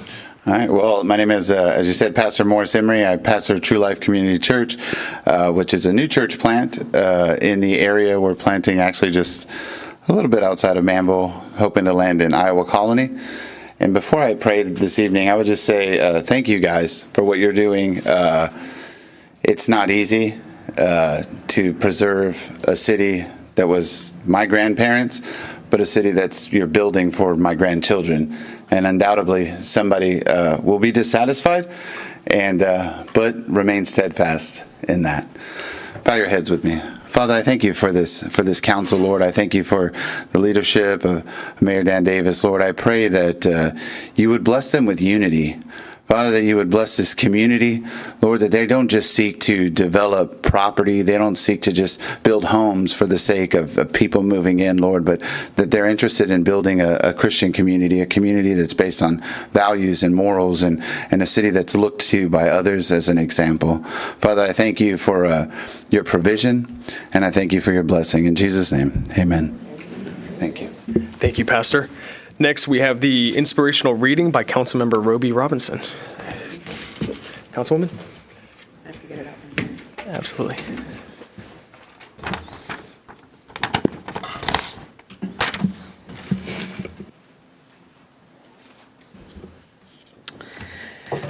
So this inspirational reading is more of a quote, and I decided to just keep it short and simple. But it's from Matthew McConaughey, and it says, can you hear me okay? We cannot fully appreciate the light without the shadows. We must learn to get comfortable being uncomfortable, and that's how we build something worth keeping. In Texas, we shake hands, show up, and if someone's down, we lend them our boots. And so the reason I found this quote so inspirational is because it speaks to something I've lived time and time again. Growth comes through discomfort. Many things I've tackled in life, whether personal, professional, or in service, have only been possible because I trusted the process. I leaned into being uncomfortable and knowing that the best things don't always come easy, but they are worth building. So Manvel is at a turning point. We're growing rapidly, and with that comes change, some of it unfamiliar and even uncomfortable. But that's also where opportunity lies. We have a chance to shape this city into something many who have lived here a long time haven't yet experienced, and something new residents are eager to be a part of. So let's lean into this moment together. Let's listen, collaborate, and build a Manvel that reflects all of us, new voices and longtime neighbors alike. Because that's what Texans do. We show up, we support each other, and when someone's down, we lend them our boots. Thank you, Councilwoman. All right. If you guys will stand and join me in saying the pledge. I had to. All right. First to the U.S. flag, I pledge allegiance To the flag of the United States of America and to the republic for which it stands, one nation, under God, indivisible, with liberty and justice for all. And to the Texas flag, honor the On the Texas Texas flag. flag, I pledge allegiance to thee, Texas, one state, under God, one and indivisible. All right, thank you, everyone. So next, we have a few presentations. So I'm going to work my way around to the front. And Miss Rosie, if you will join me up here at the front first. So every year, the city strives to secure recognition from the Government Finance Officers Association. And for this past year's budget, and we have Miss Rosie and her amazing team here, for this past year's budget, the Government Finance Officers Association is pleased to announce that the city of Manvel, Texas received the Distinguished Budget Presentation Award for its budget its maintenance, its efficiency, and all that that entails. So the city's budget serves as a policy document, a financial plan, an operations guide, and a communications device. And so the budget has to be rated as proficient in all 4 of those categories, and in 14 mandatory criteria within those categories, it has to meet those standards in order to receive this award. So Rosie, you and your team do a phenomenal job. I get asked questions a lot about how is the city spending its money? What does that look like? And I just send it a link to the financial transparency page, and everybody has what they need. So we have recognition that we would like to give you on that behalf. So we have these 2 documents here. We have the official Distinguished Budget Presentation Award, so we'll give that one right there to you, Miss Rosie. And then we also have a certificate of recognition for the budget presentation.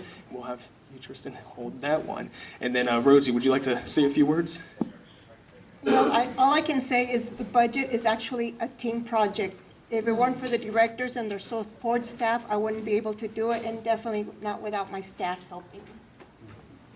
All right, if we can give them a round of applause, thank them for all their hard work.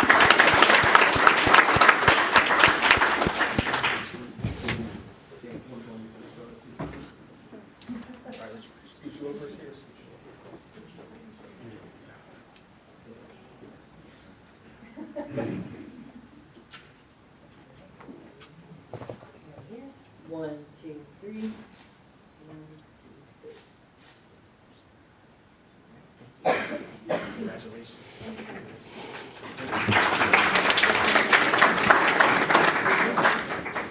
Next, if I can have Councilman Jerome Hudson and Councilman Ed Perry please join me up here at the front. So if we can give them a round of applause.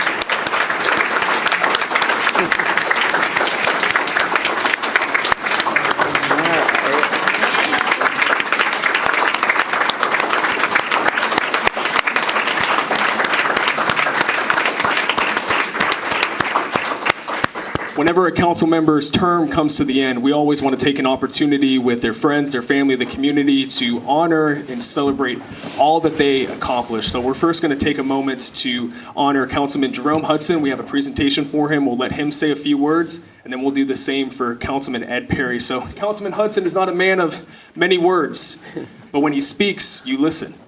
Since the city first adopted its charter, Councilman Hudson is the only elected official that has successfully achieved all 3 terms and has finished until the end. Councilman Hudson was contested his first time running for office, but because he did such a stellar job each term, for his final 2 terms, he was uncontested in his run for city council. I learned a lot from him. I learned a lot about him. I feel like I just was starting to peel back the layers of the onion to learn more because there's so much depth to this gentleman. So what we have, Councilman Hudson, for you, we have a ring to commemorate your time serving here on City Council, very similar to an Aggie ring. When your time comes to a close, we want to give you this ring that you can wear around proudly to remember the mark that you have made forever in the history of Manvel. We also have, I won't pick it up right now, but we'll show it to you here. We have a council photo. But Alyssa, Tammy, and the team went back and was able to find the council photo for each year that you served on City Council, all the way back from 2018 with Mr. Adrian Gaspar and his cowboy hat on. So, a little special memory for you right there. So if you guys will please all stand and join me in honoring Councilman Jerome Hudson.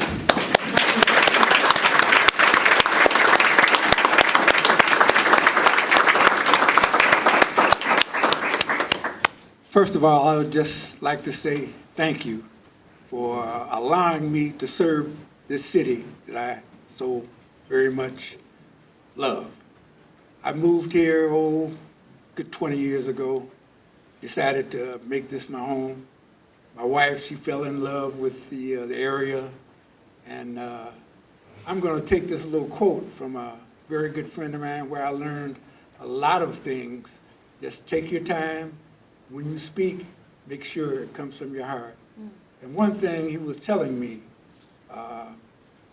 that I am here to serve, not to be served. And that is a good thing for anybody that wants to serve city government. I had a young man years ago, we were down in Alvin, And his wife, his mother came up to me and said, and asked, how can my son become a councilman? And I was just not stunned, but I understood where she was coming from. So I put myself in a position to help the city grow, and I've met a lot of wonderful people while I've been here. We have city manager and all their staff, and they're still my friends. And I will continue to help them wherever I can. Thank you.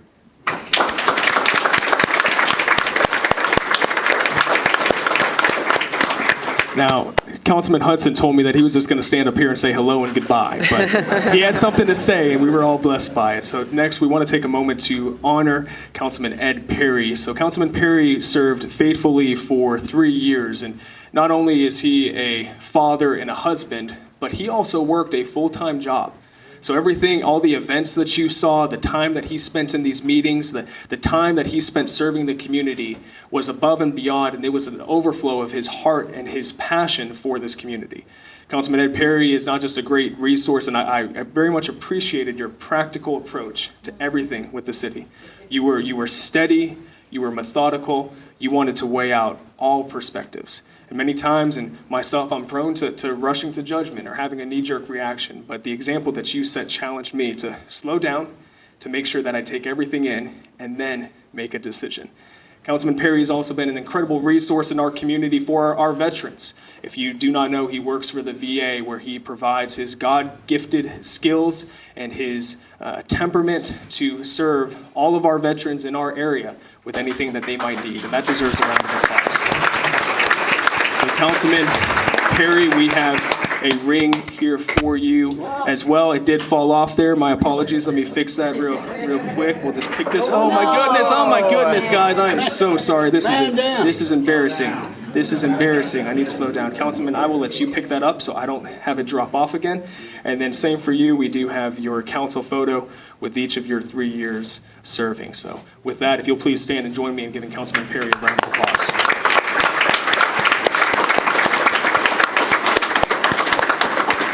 So good afternoon or good evening, everyone. I just want to say it has been just one of my greatest honors and pleasures, and I count it as a great privilege to have been able to serve the city in the capacity of a member of council. Paraphrasing Matthew, the 20th chapter, 26th verse, if you truly want to be great, you have to be willing to be a servant. And I've always tried to follow Psalm 37 and 23, where it says the steps of a good man are ordered by the Lord. So whatever he orders and whatever changes he makes, I'm willing to follow them. This is a great city. It is a city on the rise, and it hasn't even reached its apex yet. And so with a great staff that I've had the privilege to work with, as well as a great council that I know is going to continue to be committed to taking this city to where it needs to go or where it should be. I will continue to pray, and I will continue to serve in whatever capacity that I can. I thank you. I thank you very much. And I pray for all the citizens that are listening to me that each and every one of you will help put your hands to the plow and help us move this city forward and lift it up to where it needs to be, because we truly are a great city on the rise. Thank you so much.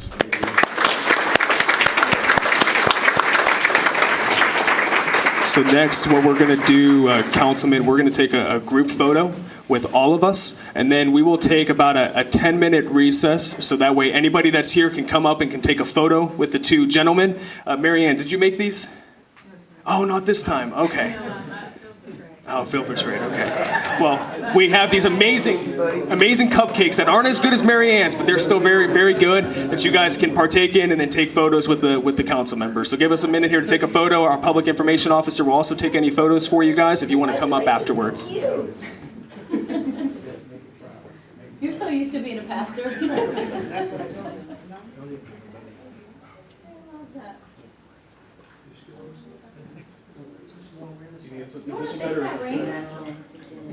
feel like, yeah. It's a little nice and pretty in the picture. Is it? You can just put it on. You can just wear it. Let me see. Wow, yeah. Woo! Look at that. Let's go dump into the Holy Spirit.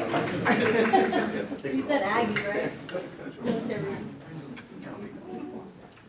We'll have you guys put the ring on. We'll have you hold these for the photo here too. There you go. So you can hold that too. And then show the ring there. Jerome, you served so long, we got you the big photo here. There you go. That way, then make sure to put your ring around in front so they can see it. There you go. All right. We good? Everybody right here. 1, 2, 3. 1, 2, 3. Anyone else can come up, take a photo, grab some. Are we good? Who do you guys want photos with first? You here. Get your wife here. Yes, you're on. Here we go. And,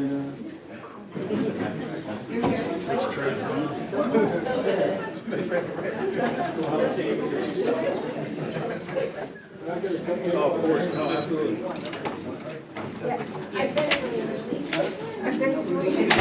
Oh, you just been taking it right here? I wish. But I have to grab a couple. I don't know why. I usually bring something I can sneak and eat. But I have watermelon. And I'm like, in slices.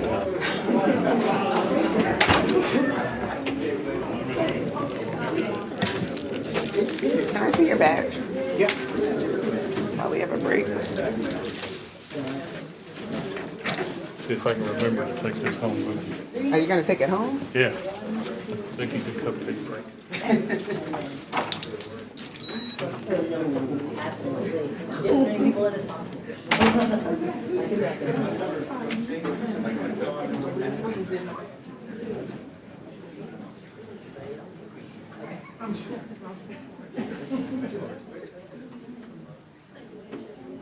Everybody ready here? 1, 2, 3. 1, 2.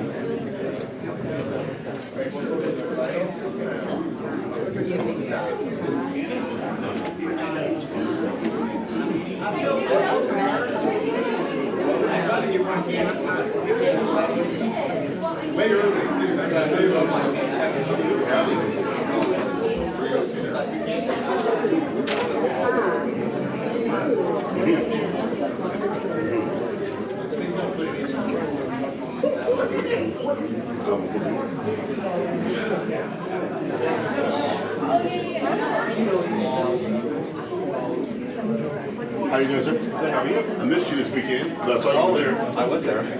I saw the car. I was telling Dan, I saw the car, so that's how I got in the place. Good job.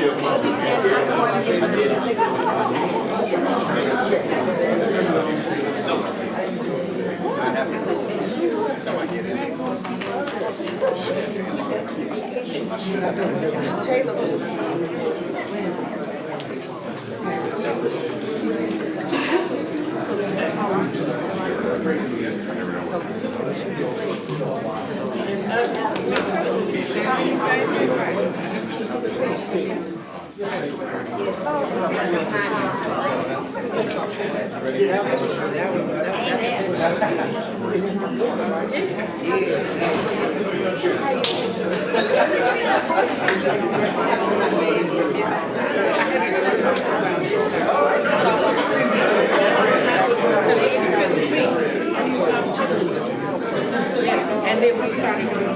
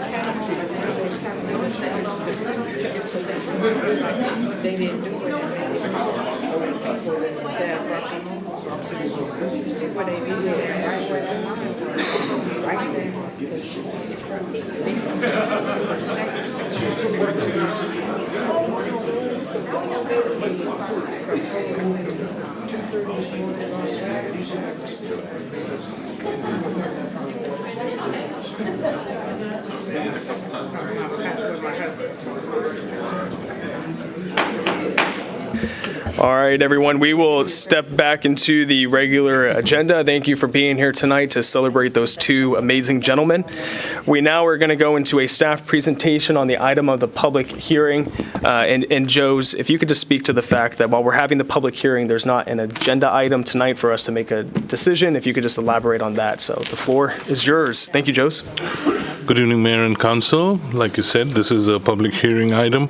This is for a request to amend the Del Bello Lake Spud to include an additional approximate 106.8 acres of land for additional residential homes with associated amenities and infrastructure. This, like you said, we only have a public hearing item to get input from the public on this item, and an action item is not included on the agenda because at the Planning, Development, and Zoning Commission, PD&Z did not make a recommendation, and the item was tabled. So it will go back to the PD&Z Commission on the July 14th, and the first reading and action item will be included on the July 21st meeting for the City Council. And the second reading would be at the August 4th meeting. I would like to quickly give you a brief. The applicant is requesting to add this acreage into the Del Bello PUD so that they can develop the property with the same standards. You all may remember this from a workshop that the applicant has had. The subject site is located north of Del Bello Lane, on the east side of Manvel Parkway, and south of Croy Road.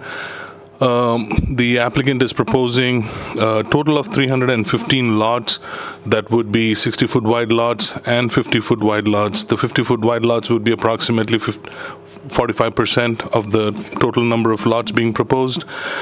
The only ask in terms of varying or changing the development regulations already established in the PUD is to increase the cap for 50-foot wide lots from 22% to 32%.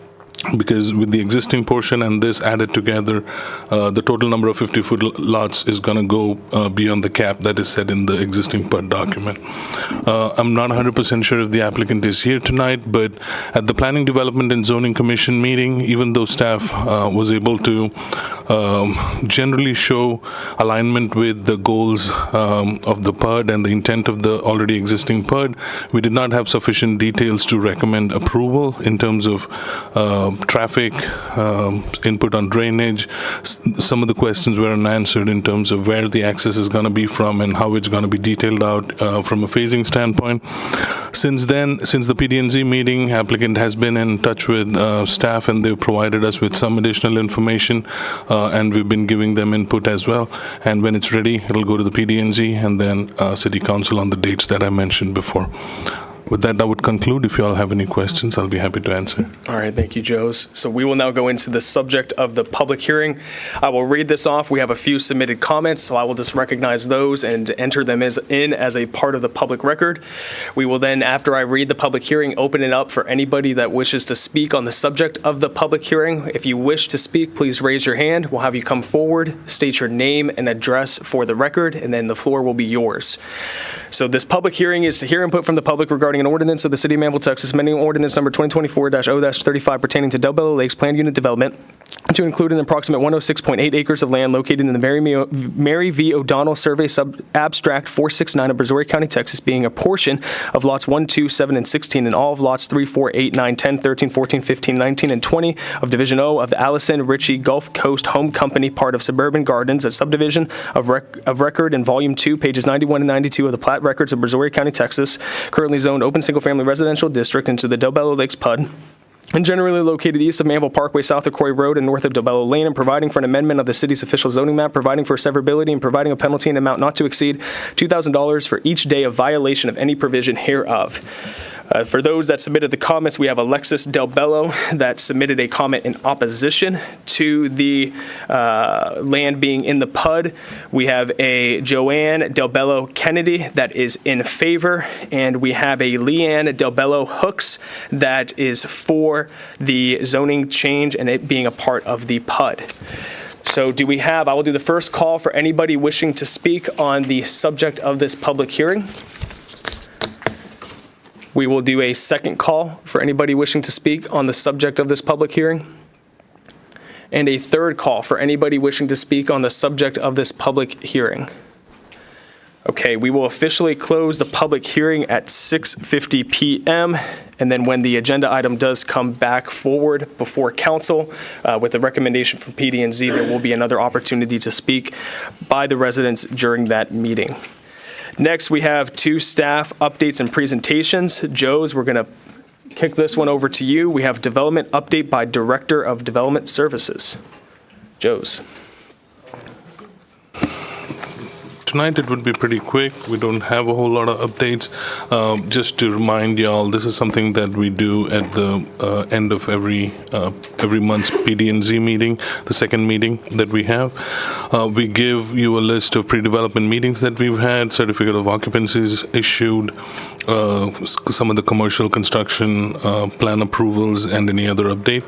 So this time we had 3 pre-development meetings that I would like to highlight. One was for PNC Bank at the Manvel Town Center. We had a retail shopping center, like a shell building, a team that was looking at the property between School Road and Elm, I guess, the other street there. When they were in the initial phase of their design and development. They are wanting to do approximate 14,700 square foot retail building there. And then we also met with a group that was looking at the property at the intersection of Highway 6 and South Cemetery Road, considering putting in a fabrication shop. They're also at the preliminary phase. We did let them know that it's not a use that is allowed by right on that property. They'll have to get a SUP approved. In terms of certificate of occupancies, the only one we issued during the time frame that we considered was AutoZone. We have 2 commercial construction that were approved for civil construction. Both of them are on the property across from the high school. It's called the Market at Meridiana, and it has 2 buildings. The civil plans were approved, and the building plans were approved, were under review at the time when we were putting together the report, but I'm not 100% sure if it went ahead and got approved. And in terms of like our departmental update, one of the things that I would like to mention to y'all is that our one of the planners that we had, the assistant planners, Ellie, she's been promoted to a senior planner position. We did the reclassification based on the job responsibility expansions that we had, and just to make sure everything that she does matches the benefits she receives. With that, I would conclude the update. Thank you, Joes. Any comments or questions from council? Well, congratulations to Ellie. She's a very hard worker, and we appreciate her. Joes, do we know for I think you said the Market by Meridiana, is that what it's called? I think the plan said Market at Meridiana. At Meridiana. Do we know what types of businesses they're looking to bring in? We don't have a specific understanding on what businesses, but right now what's been approved is to go ahead and do the shell buildings, and eventually the interior build-outs will happen. Okay, and is this the property that's right next to where like Next Level is, that empty space, or is it the one on the other side? Other side. Other side, okay, great. Thank you, Joes. Welcome. All right, hearing no questions or comments from council, we'll now move on to an animal control update by our Director of Public Safety. Chief? Good evening, Mayor and Council. First, I'd like to start off with an update on the incident which occurred a month ago about the animal that died that was in our custody. Following the unfortunate death of a dog in the care of the Manvel Police Department and the Manvel Animal Control, we have initiated a comprehensive review of our animal intake procedures and documentation practices. While tragic, this incident has presented an opportunity for reflection and improvement on how we ensure the safety and well-being of animals in our custody. During our review, discrepancies were identified in the documentation timeline, specifically the period between when the animal was placed in the shelter and when the animal control staff returned the following Monday. As a result, an internal investigation has been launched to determine where our documentation process may have failed or was not properly followed. We're committed to completing this investigation as quickly as possible and using the findings to strengthen our protocols and accountability. As we prepare for the opening of the new police department facility, which includes an upgraded animal shelter, we are implementing several changes designed to enhance animal care and improve our operational efficiency. The key improvements we're looking at is organizational oversight. Animal control will now operate under the direct supervision of the police department, with shift supervisors and administrative captain providing oversight. Technology enhancements, we have expedited the purchase and implementation of new animal management software, originally scheduled for the next fiscal year. We expect this system to be operational by the end of the month to improve documentation and tracking. Procedural review. While some initial changes to animal control procedures have already been made, a full procedural review will be conducted as we transition into the new facility. Advisory Board role and expansion. We're exploring opportunities to expand the responsibilities of the Animal Shelter Advisory Board, allowing it to provide formal recommendations on shelter operations and procedures. We remain committed to continuously improving our services and ensuring the highest standards of care for animals in our custody. This is a responsibility we take seriously, and we appreciate the community support as we work toward meaningful and lasting improvements. To move forward with an update of our Animal Control Division, the City of Manvel's Animal Control Division has made significant strides since becoming a full-time operation in November 2023, with the hiring of our first full-time animal control officer. In August of 2024, we expanded our capabilities by bringing on a second officer. Since then, the division has grown in its partnerships, services, and overall impact on animal welfare in our community. Some of the key accomplishments: we've proudly established partnerships with 4 reputable animal welfare organizations: the Houston Humane Society, the SPCA of Brazoria County, 3 Little Pitties Rescue, and the Best Friends Animal Society Network. These partnerships have been invaluable in providing food, equipment, medications. They allow our animal control officers to safely house, test, and vaccinate animals prior to transferring them to a foster home or one of our partner facilities. In addition, we collaborated with the legal team at Best Friends Network to review and improve our animal control and police department procedures.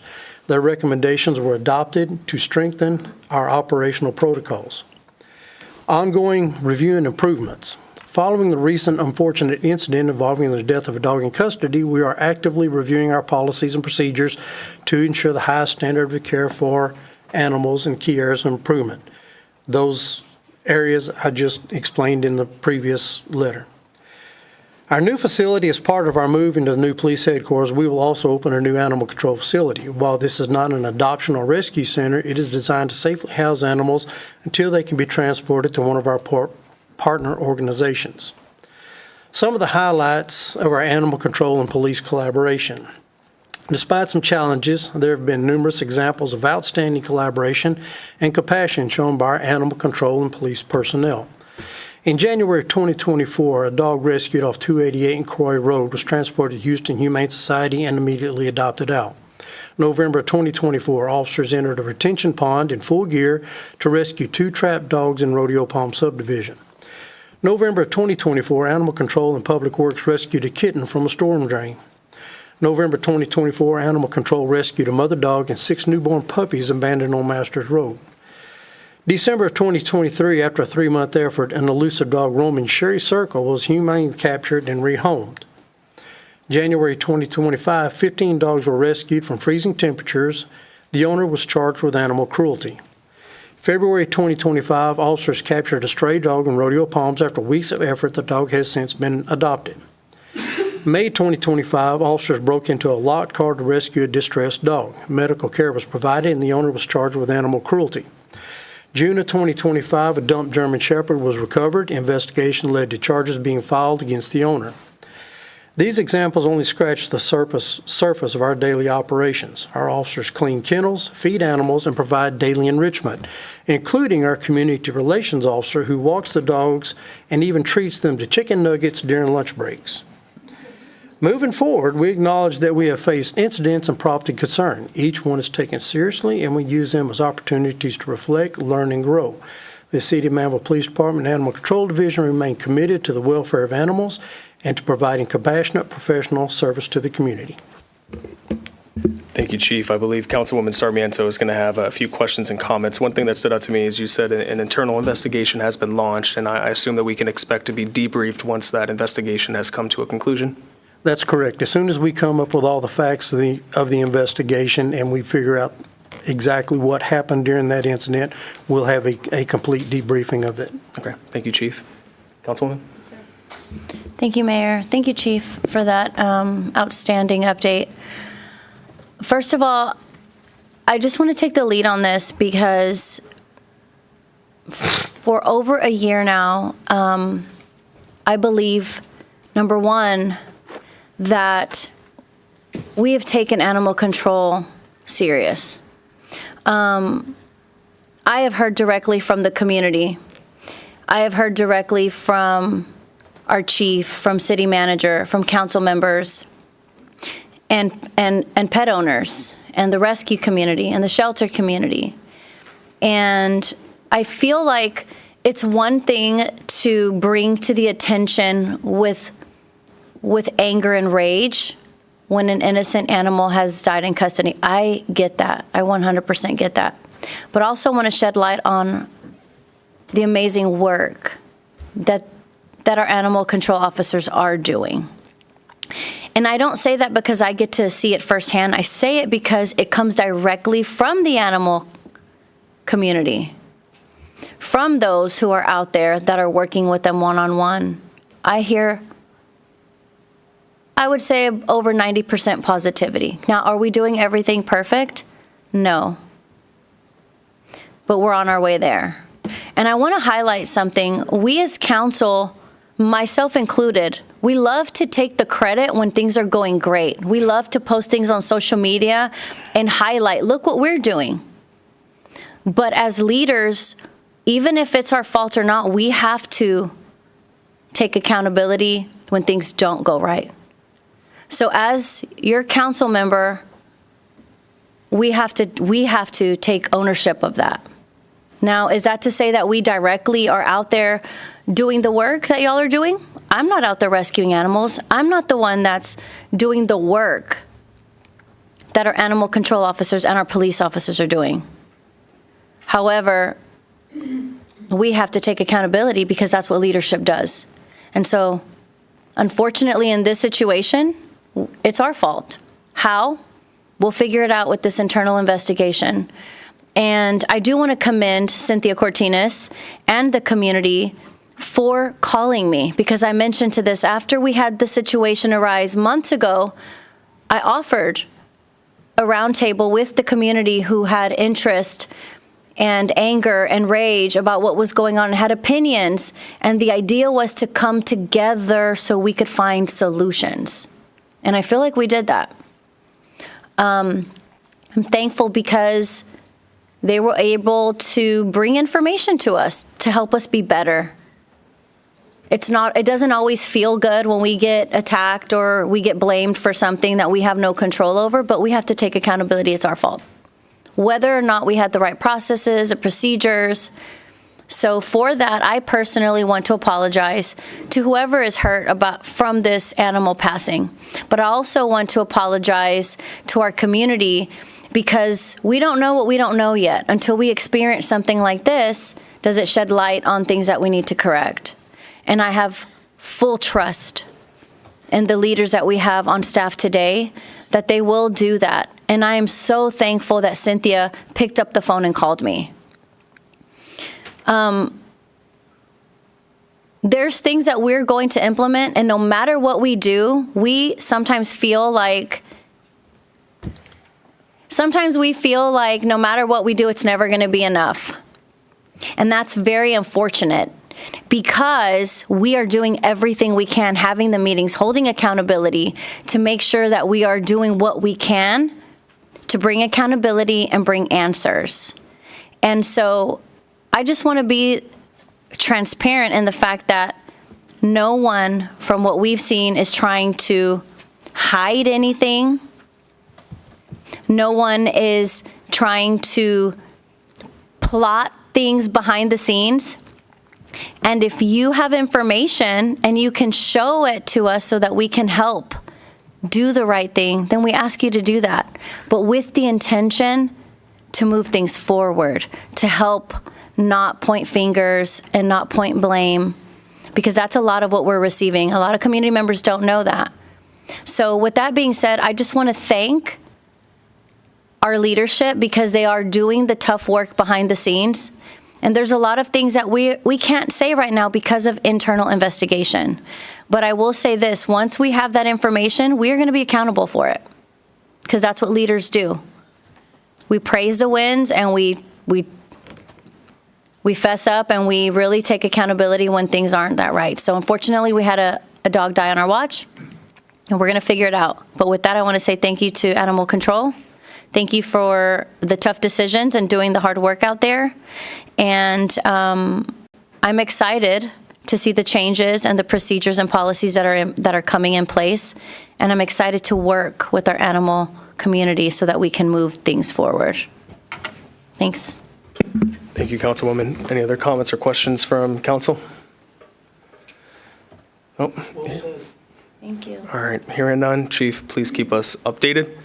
We will now move on to the public comments portion of the meeting. We have a few public comments that have been submitted, so I will read off your name. Please come forward and state your name and address for the record or who you're speaking on behalf of. And then you will have 3 minutes to speak. You'll see a timer on the screen as well as on the confidence monitor. First that we have is Captain Robert McLean speaking on behalf of the Manvel Police Association. Captain, thank you for being here tonight. How are you doing, sir? Doing well. How are y'all? Mayor, Council. A few days ago, I was contacted by the president of the Police Association. I was given an opportunity that, for me, Captain, real quick, could you pull the microphone down just a little bit? Is a great honor. With that being said, 3 minutes is 3 minutes. I'm going to get right into the letter that the association wrote in reference to this. This is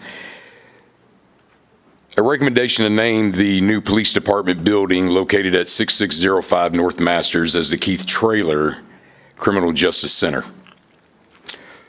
The recommendation, in accordance with guidelines set forth in Resolution 2024-R-29, we respectively recommend that the City of Manvel name the new police department building the Keith Traylor Criminal Justice Center in recognition of Chief Traylor's significant and lasting contributions to our city.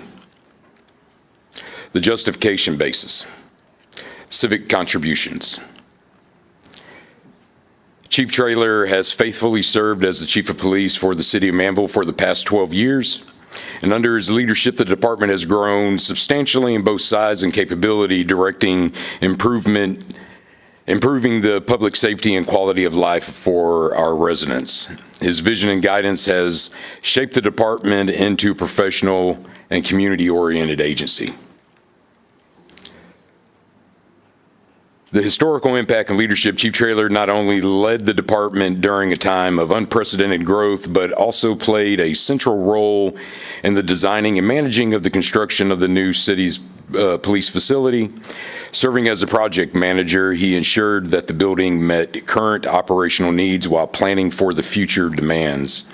His hands-on involvement in every stage of the project was critical to its successful completion. Consistency with community image.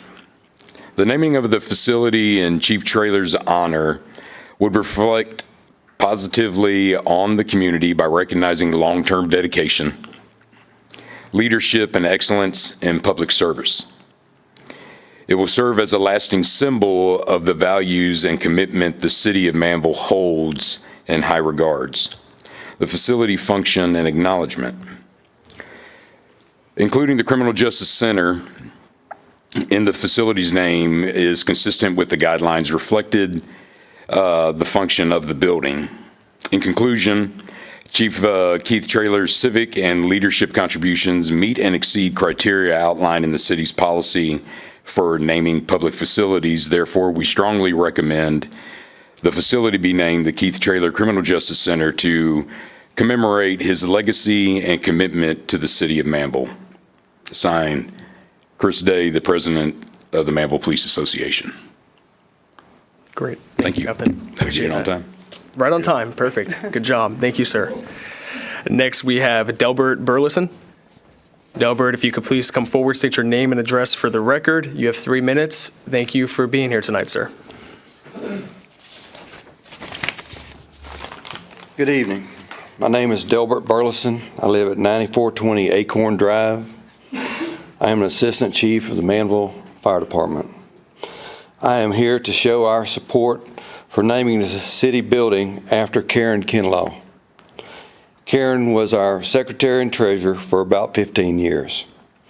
Along with her normal duties, she helped prepare budgets, wrote grants, attended countless meetings, and still found time to sometimes cook us a meal.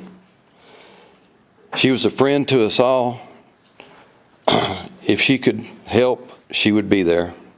Naming this building after Karen would be a great way to honor her for all that she did for this city that she loves so much.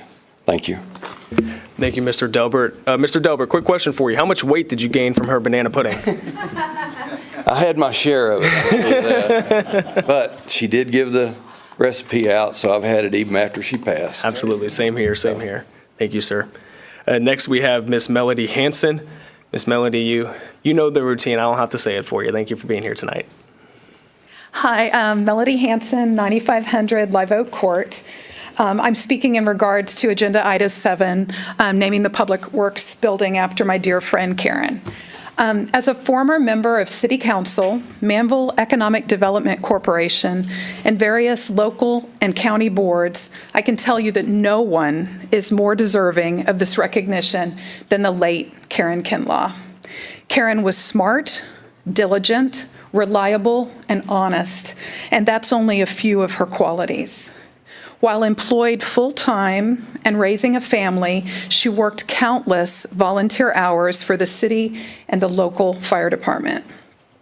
I've lived here for 20 years, and I can attest that Manvel is enjoying rapid retail development now because of all the hard work Karen and her fellow board members did behind the scenes all those years ago. At the time, MEDC was criticized by several council members for our decision to fund critical infrastructure projects. But Karen held firm. And you can look down Highway 6 and 1128 now and see that she was right. Karen worked tirelessly for the city she loved because giving back to the community was part of her DNA. For this reason, I can think of no better tribute than to name the new Public Works Building in her honor. Karen was well-loved, well-respected, and is sorely missed. Dedicating this structure in her name will ensure that future generations won't forget the vital contributions Karen Kinlaw made for our city on the rise. Thank you. Thank you, Miss Melody. Next, we have Miss Cindy Guire. Miss Cindy, if you could come forward, state your name and address for the record. You have 3 minutes to speak. Thank you for being here tonight.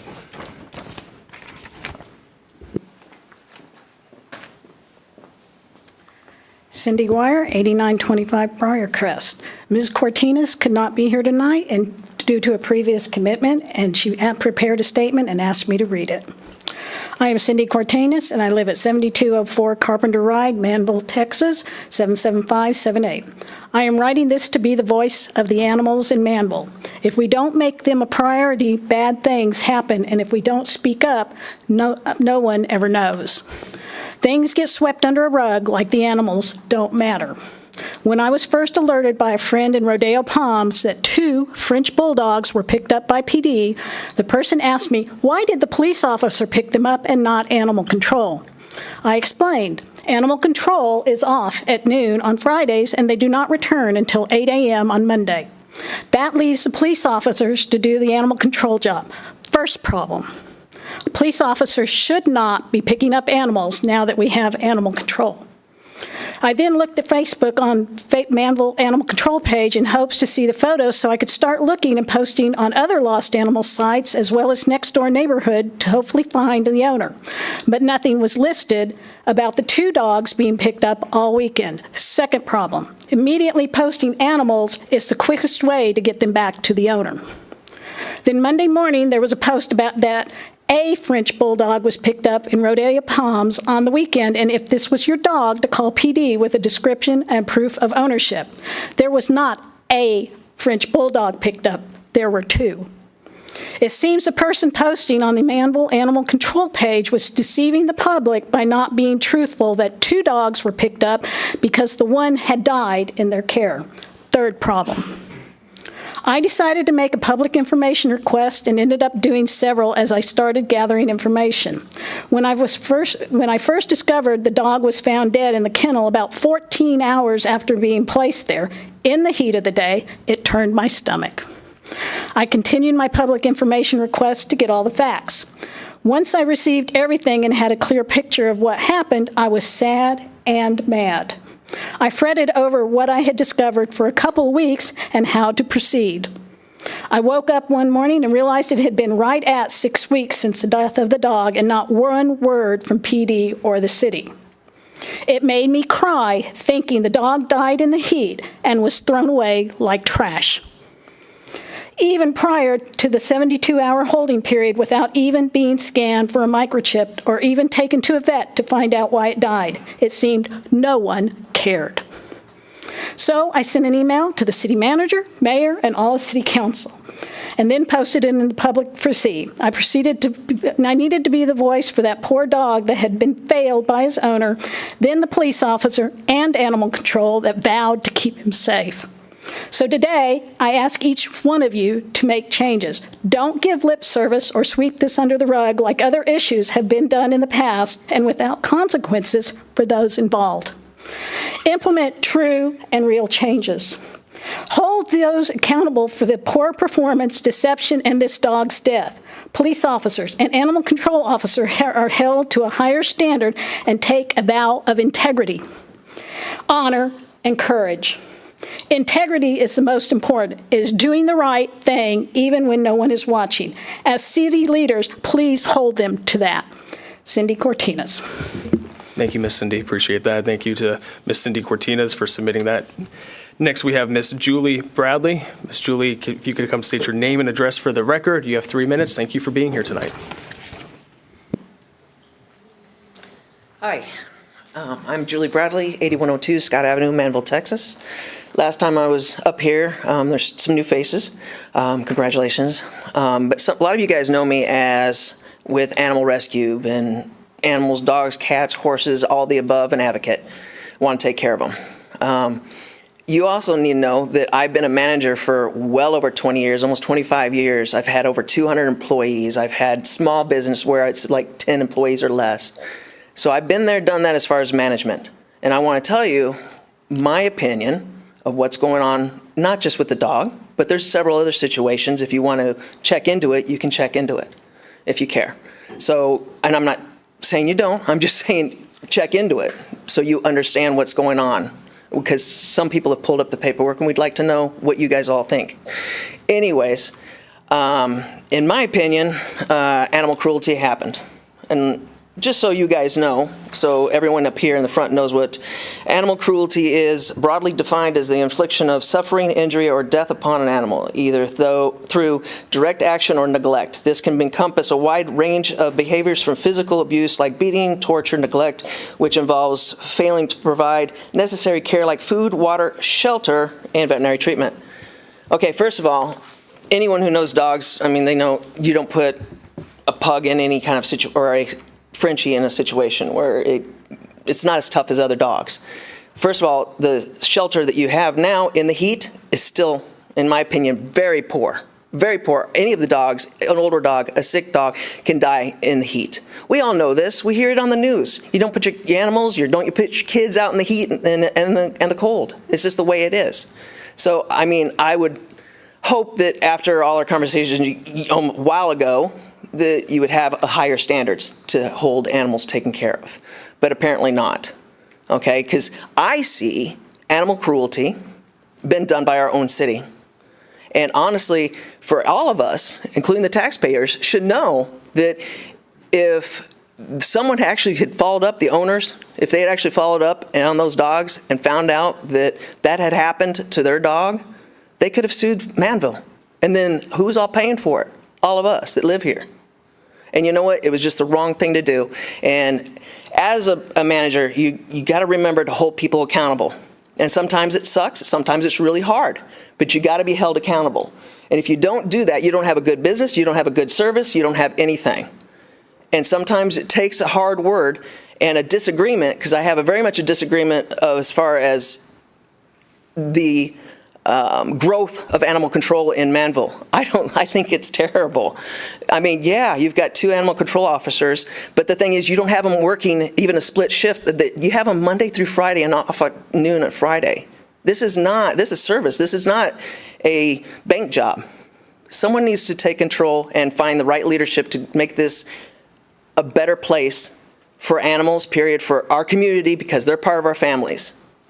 And that's all I have time for. But if you ever want input from an actual person that lives here, has animals, feel free to call me. Thank you. Thank you, Ms. Julie. That brings us to the end of our public comments. Next, we have the city manager update from Manager Dan. Thank you, Mayor. Good evening, Council. Just wanted to bring up a couple of things as far as if we were to look at our calendars 2 years ago at this time, we were watching the drought index. It's hard to imagine. If we were to look at our calendar this time last year, we were recovering from Hurricane Beryl. This year, we are celebrating the removal of the pork chop. So how times change, I guess, right? So obviously I've seen that happening in front of the high school. That's a very exciting thing, I think, for all of us in front of Meridiana Parkway. The next thing I want to mention was the Citizen Police Academy. Just a reminder that that will be starting in August 19th through October 7th at the new police station. They will be meeting weekly on Tuesdays from 6:30 to 9, and the deadline to apply is August 1st. If you are interested in that, email Rochelle Carlacy, Community Relations Officer, for more info. Next thing, as a reminder, I guess, and to double check, if council, we tried to have a special council meeting before the PD&Z meeting last time and could not get a quorum. So Joe's got a reprieve for his budget presentation, but we're back on for this coming Monday at 5 p.m. So if I got 1 thumbs up, can we make it 2 thumbs ups? Is that good? I'm putting you on the spot. Okay, 3, 4. Okay, awesome. So next Monday at 5 o'clock for the Development Services budget presentation. Speaking of next week, Chief, are we looking at a tentative ribbon cutting maybe next Friday? Is that still a go? Yes, we are. Very exciting. Very exciting. And I'm referring to it as the police station right now. Obviously, I'll have some communications about what the name is here in a little bit. Let's see, 2 more things. So BCCA, just a reminder that that's going to be on July 16th at the city of Brazoria. I think Tammy needs to know by Thursday if you plan on attending. And then the last one, this is a personal one.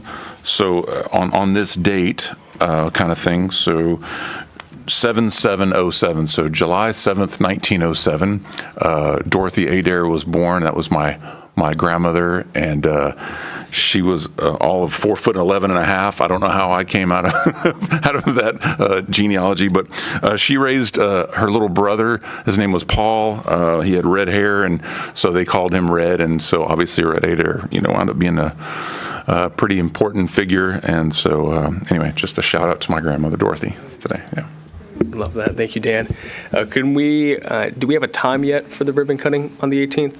Okay, as soon as we know, if we can get that sent out, because for those of us that work, we want to make sure to be there for that. So very much appreciated. Excited for you, Chief. That's a big day. Long time coming. All right. Thank you, Dan, for that update. We will now move on to the consent agenda. Any comments or questions about the consent agenda? Hearing none, do I have a motion for the consent agenda? We have a motion from Councilman Bonner. We have a second from Mayor Pro Tem Lands. All those in favor? All those opposed? Motion passes unanimously 7-0. We have no items removed from the consent agenda. So we now have regular agenda item number 1. This is consideration possible action to approve the second and final reading of ordinance 2025-0-18. Dan, Joes, we will turn this over to you guys and start there. Thank you. Mayor and Council, this is a second reading for a proposed rezoning, and this is associated with the Meridiana development. You may recall the first reading. This is adding acreage into the Meridiana PUD through a rezoning process, and the ordinance is to allow for garden homes, which is defined as 50-foot by 125-foot lots. So Planning, Development, and Zoning Commission, a motion to approve failed. At the first reading for the City Council, there was unanimous approval, but at the meeting, there were some concerns that were brought to the table, which we had discussed with the applicant, and the applicant is here tonight. And they also provided some exhibits trying to address those concerns that were brought at the first reading. It's included in your packet. And here we are at the second reading. Usually the second reading goes on a consent agenda, but since y'all had raised some concerns and had discussed some of the issues at the first reading, it's on the regular agenda. And if y'all have any questions, we are happy to answer. All right, thank you, Joes. Matt, as the applicant, if you'd like to come forward, give you an opportunity to say a few words. Miss Dorothy Nguyen, who is a current property owner looking to sell, did reach out to me. She is not able to be here tonight.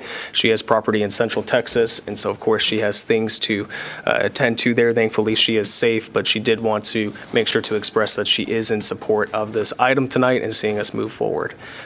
So please keep all of those in Central Texas in your prayers, and we'll talk about that here a little bit later this evening. Matt, thank you for being here today. Thank you for having me, Mayor, council members. It's a pleasure to be in front of you. Matt Lawson, for those that don't know me, I'm with Meridiana, as it's called. First, I want to start with thanking you for your continued support.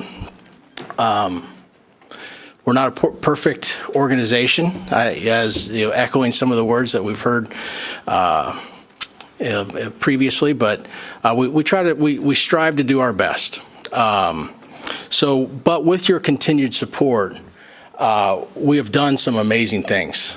I'm proud to say that Manvel's home to a master plan that is in the top 25 in the country. There's only 24 other cities in the nation that can say that. We've enjoyed many successes building community. Whether it's with schools or with charitable functions or just coming together, we've done that. From a development standpoint, I always struggle because Meridiana is a large community, and so I try to go to some things that are relatable, and one is HEB. HEB is a hallmark to Texas lifestyle. And so to put things in equivalency, Meridiana last year, just within the Manvel portion, developed equivalent 5 HEBs. And we're on pace to continue to do that within the Manvel side of things. So I'm very, very excited about that. Very proud of it. Now, like I mentioned, there's things that we're always striving to get better at. And this is one of those things where we see there's an opportunity here to make things better. So I know council raised some concerns about drainage. Want to just briefly touch on those, and in the packet, there's a couple exhibits that pertain to that. But first and foremost, we want to be a good neighbor. And we don't want to impose any detriment to our neighbors to the north or south or east or west of us. I can say that we have exceeded the requirements of any detention required. As a matter of fact, one thing that we don't talk about a lot of is we're one of, I don't know of any other development in the area, but maybe there is. All our homes are built not only above the required 100-year floodplain, but we build to the 500-year floodplain. So we take drainage very, very seriously. And so with this property, we're expanding the detention pond, and within that detention pond, we have in excess of 10% capacity of detention that can go well above and beyond and serve or potentially serve upstream and downstream of us. The second issue is traffic. We all are mindful of traffic and sensitive to it, but I can attest, as the traffic study alluded to, the roads within Meridiana, especially Meridiana Parkway, can handle the traffic. The goal is to drive traffic to Meridiana Parkway. We don't want to drive traffic to the perimeter roads. And so we do our best to make that drive as easy as possible to Meridiana Parkway. Now, traffic's going to go off of Meridiana Parkway, maybe go on Masters Road. That right-of-way there is large enough, the current street section is large enough to accommodate any dedicated turning movements outside, both a dedicated right turn lane and a dedicated left turn lane. Striping needs to occur, and we're open to doing that. But the right-of-way also that exists today is more than accommodating to expand if need be. We don't see that. We don't see that need, but you never know. So it's wide enough to accommodate any future lanes. There was talk about setbacks and right-of-ways within the neighborhoods, and there's a couple exhibits that we think address those, but I want to talk a couple. First and foremost, we want to be safe. Once we heard council's comments and feedback, we approached the police and fire department. We want to make sure we're not being a burden by doing things to the city. And so we went out and did some measurements, had some conversations. I can say that we don't know of any accidents that emergency equipment has been blocked because of the way our streets are laid out or the width of our streets or the right-of-way or any of that nature. And I don't want to speak for the police department or fire department, but that's the impression we walked away with as well. So, and then the last is we're home to a diverse population. We have all different types of folks. Some that are moving into a home for the first time, some that have bought homes, 5 or 6 times over. And we try to offer things that appeal to as many as possible with the challenges of affordability.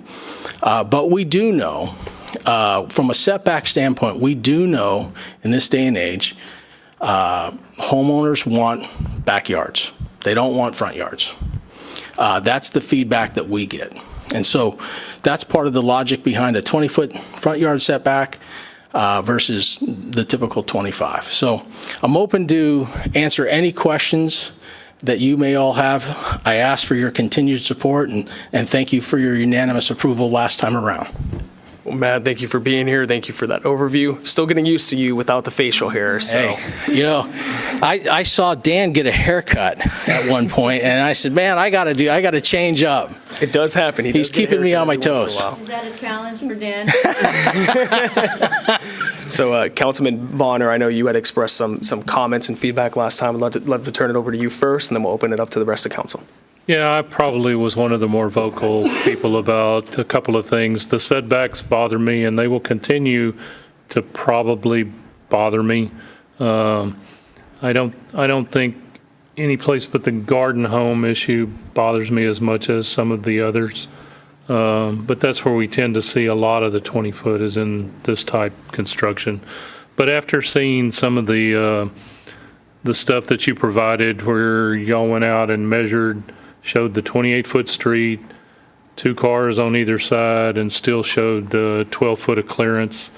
And then I found one of the fire trucks and ran out there with my trusty tape, and I'm measuring and talking to a couple of the firemen, and then specifically talking to some of the people in ESD3 about, has there been any issues? I think that's satisfied me now. Is it going to be 100%? No. I still have concerns with bigger vehicles that park in there, but hopefully if a bigger vehicle's in there, the driver of that bigger vehicle is close by, like a delivery truck or a landscaping trailer or something like that. Safety is always going to be the number one concern for me, so that's why I had those issues. Another issue was the drainage. I've looked at the drawings and looked at that, and knowing that the 500-year floodplain is being observed, we've still got some issues. That water at some point could have to go someplace, but that's not your issue as much as it is the bayou, and that's with no man's land. And until we can get that fixed, and we're working on that, I think we're moving forward, so I'm not as concerned with that. The last issue was about the turn lane accessibility. I too don't think as many people are going to go towards Masters Road as they would go towards Meridiana Parkway.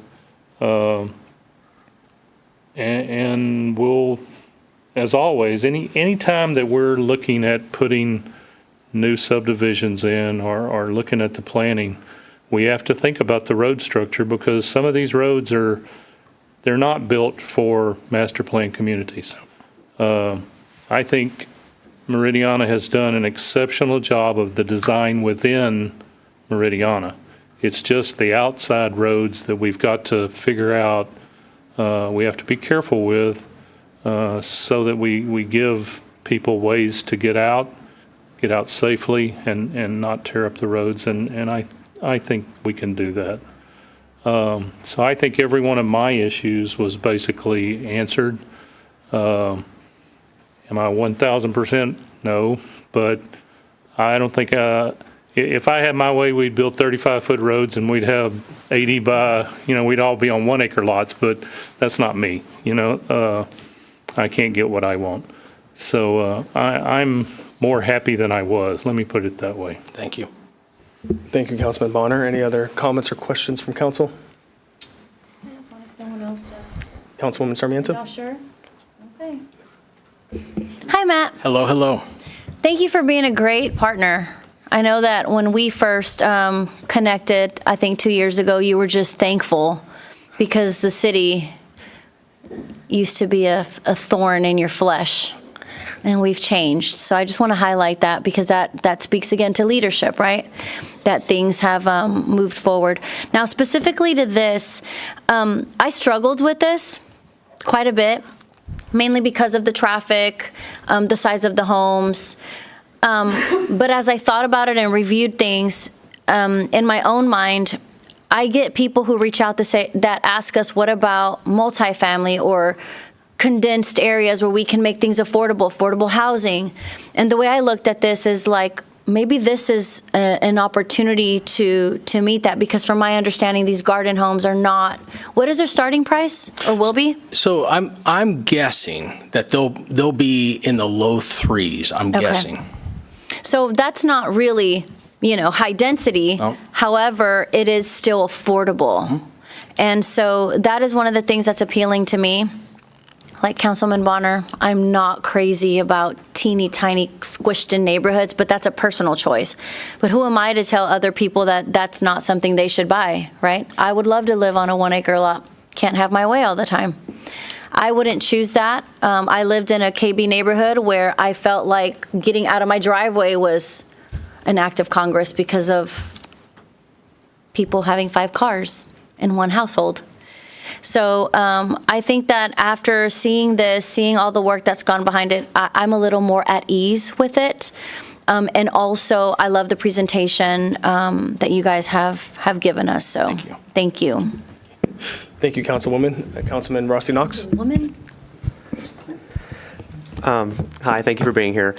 So you mentioned earlier that y'all have built the rest of Meridiana to a 500-year floodplain. People in the community are looking at, when you say you build yours up to here, they're going to automatically think, okay, yours is high. Where's that water going to go? Is it going to go down here? So for everyone watching, going to watch on YouTube or here tonight, kind of give us a rundown on the drainage that Meridiana has done already, and kind of a quick overview of what you're going to do for this piece of property. So I think, and thank you, that's a great question. I think the key here is the amount of detention that we develop. It's not necessarily raising the lots up from the 100-year to the 500-year, it creates more flooding. It's actually the size of those detention ponds. And I'll tell you one thing that we do is the dirt that we use to go from the 100-year to the 500-year is all located under the water that you see in the detention ponds. So we just dig our ponds a little bit deeper. So it's not like we're creating, an area that will be more prone to flood. But I can tell you, as much as, and I'm an engineer by background, so I don't mean to offend Dan at all, but I can tell you, engineers, we're precise, but we're not that precise. And this is one area that I don't want to be precise in. And what I mean by that is I like that we err to the side of conservation as far as detention storage goes. And so every single pond that we build, it's not right at the amount that we need. We don't go to that level, and purposefully. And that's what has allowed us. We've gone through Burrell. We've gone through the one in 2017.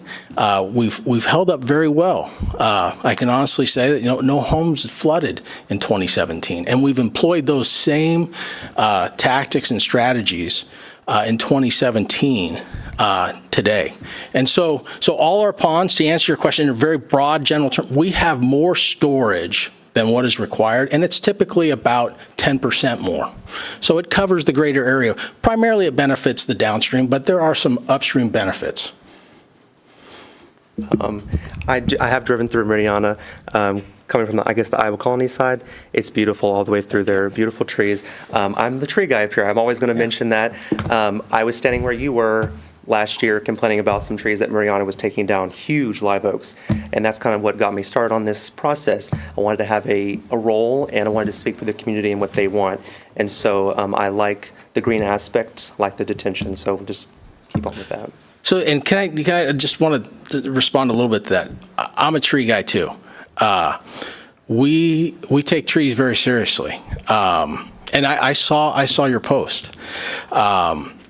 And part of it is some of those trees were in the Chocolate Bayou that we removed for drainage. There was one, we had an arborist come out. There was one that's about 50 years old that we're saving. That is, I could have easily put, I think it was 4 lots. And I said, it's not worth it. Those are the kinds of things that I think, create community, quite frankly. And I think I agree with you wholeheartedly. So between the tree farms that we've done, we require all our builders to plant at least 2 trees in the front yard and at least 1 in the back, plus all the trees that we put in. I'd like to say we've probably planted over 30 or 40,000 trees, but I haven't counted either. So I just know the size of our tree farms and how many trees we've planted before. So well, I appreciate that. Yeah, that was a tough thing for me to see, but we got through it. And I feel like neighborhoods that can, when you develop a piece of property and you have 1 or 2 huge trees on that property, including one in your development really says a lot more about you and says a lot about your green aspect. And Pomona did this, and so I appreciate that for sure. Well, thank you. And I want to just talk to Councilwoman Crystal for a sec. I agree with you, what you said with leadership. Things have changed, and I think collectively we've all benefited. I think we have made great strides, and it is truly, I look at staff, I look at you all, it's truly a partnership. And you all, we don't always agree, I think that's good. But we find common ground, and I appreciate the mayor's leadership in that. We're looking for middle ground, and I think this is a good example. So, thank you. Thank you, Councilman Rossi Knox. Matt, want to focus on drainage for a second. So Pond Q and Pond U, they're currently dug. Is that correct? Correct. Okay. What about Pond W, the 14.2 acres? That is under construction right now. We're close close to finishing that. Okay, will that have the 10% of excess capacity? Yeah, and I can get you precise numbers of what it will be, but absolutely. Okay. And now when you guys secure land, especially land along the bayou, you guys do some clearing, do some widening, and then you give easements to the drainage district. And this would be DD5, is that correct? Correct. Okay. So with the land that would be secured right along here, that's along the bayou, there would be some improvements. Manager Dan, question for you with Pond, I brought this up last time, Pond U2. I'm not sure if it's too late in the game for Pond W. If there's 10% excess capacity, because we talk about all the property off of, Hanselman and, Melody's property, that area, that if we can secure additional capacity upstream, it helps alleviate the pressure downstream. Is there a way to do that with this 10% excess, looking at Pond W and Pond U2? I mean, practically speaking, that's exactly what it's doing. It's helping downstream impacts with excess detention. Do you mean, is there a way to memorialize that so that it's not used for something else, perhaps? Maybe. I like that approach. I'm not an engineer, so I'm going to put it in very simple terms. Water is starting to flow downstream from north, basically pull it from the bayou into Pond U2 to hold it until pressure alleviates downstream. Because Pond U2 is primarily designed for this land, for the development, to capture the water runoff and not release it downstream until the additional pressure is relieved. But water that's coming north to south, can we grab it and pull it in to U2? I mean, since they're hydraulically connected, that happens unless you put like one of those gates on it or something, which I don't think we're proposing, right? At this point. No restrictor. So that happens, practically speaking, anyway. So that Sure naturally, they're naturally designed to accomplish that. Yeah, absolutely. Okay. Absolutely. Okay, perfect. I mean, if there's a way that we can memorialize that, I would love that. I think that would be great. But that was knowing that. So Pond U, an additional 7.6 acres, was designed to do that. Yep. I would love if we could get an update. And Mayor, just to qualify, so that's acre feet, right? Acre feet. Acre feet. So if there's a way to get what that number is, that 10%, what that roughly is, I think that would be good to know, because you have Pond Q that's designed that way, Pond W, Pond U2, and Pond U. If each of those are 10%, what does that? Yeah, we can get you that. Okay. We can get you that for sure. Sticking with drainage, I think, Councilman Rossi Knox, one of the things to your point, I get asked that question a lot is, because if you're building up your property, like let's say I live next to Councilman Oaklager, let's say, and if I all of a sudden let my water flow onto his property, that's illegal for me to do that. So if people's water from their property is naturally flowing onto yours currently, it's illegal for them to do that. So you have a right to build up your property to protect it. What you guys do also, like here along Masters and 1128, my understanding is you guys are improving the roadside ditches. You have an easement that's granted there. You guys are going to improve the roadside ditches. So conceptually, anybody's water that flowed across Masters onto your property, which is unlikely because it'd be flowing north, but theoretically, if it flowed onto that property, it's going to be captured in the ditch and ultimately taken down to the bayou. To the bayou. Okay. Yep. Striping. You mentioned that the concrete's already there in order to do the necessary striping for a dedicated north turn and south turn. Can we just get that striping done as a part of this process? Absolutely. Absolutely. I wanted to mention one other thing that's not captured in their calculations. I suspect because the drainage district won't let them capture it, but there's inline detention throughout Chocolate Bayou. So whenever you widen the ditch to the ultimate floodway, like they have, just like in Sedona and Pomona, there's inherently inline detention that's created a significant amount. I mean, y'all are 300 feet. 300 feet, yeah. So we went from a 50-foot easement for Chocolate Bayou to a 300-foot easement. And so that, to your point, Dan, it's a great point, is that's additional storage. And as a matter of fact, this is one thing where we try to be proactive. We met with Brazoria County Drainage District number 5, and part of the tree removal in that was them. They were clearing out Chocolate Bayou, which is a really good thing. It hadn't been touched and I don't know if it had ever been touched, to be quite honest, but, and they continue to do that, and we're working with them on areas like that, that will help allow the water to flow and not back up. So, but absolutely, that 300 feet, going from 150 feet to 300 feet is inline detention. That's huge. Do you have the streets already named for this section? I don't think we're there yet. But I can see where you're going. If we could name one, Sundance Ranch Drive or something like that, I think I've heard from some people, and there's a lot of memories that are associated with this property. Riding horses, working the land, being involved. It's been a mainstay of Manvel for many years.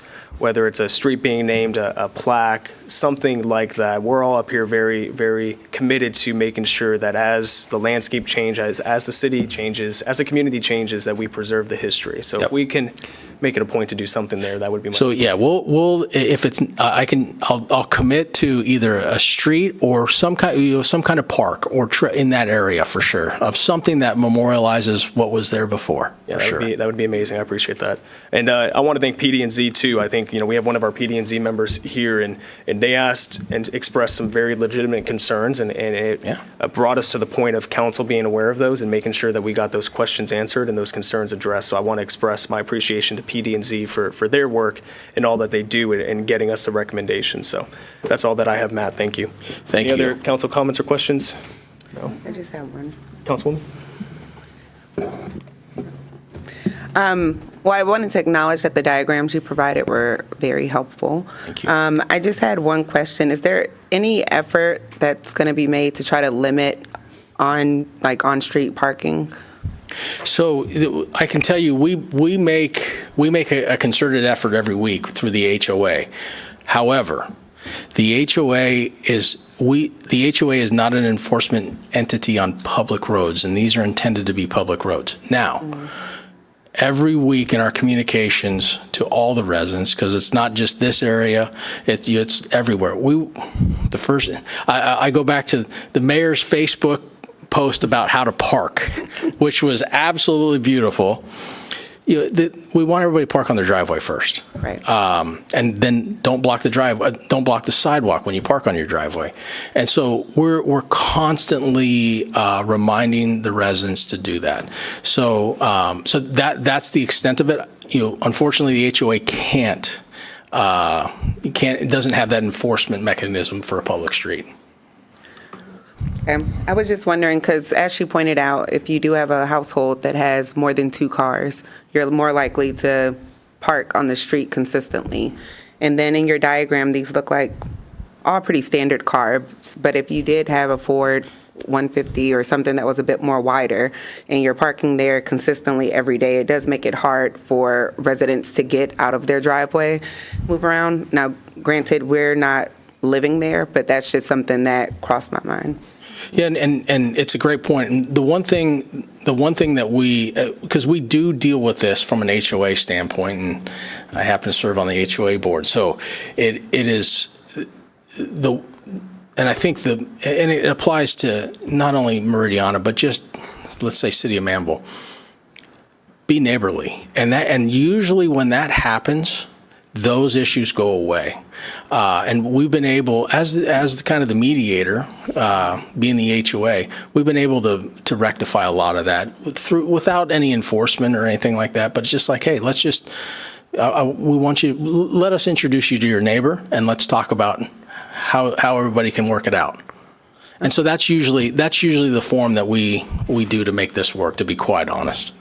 And that's you see some photos where we have trucks parked on the driveways with cars, and they're just being neighborly. Okay.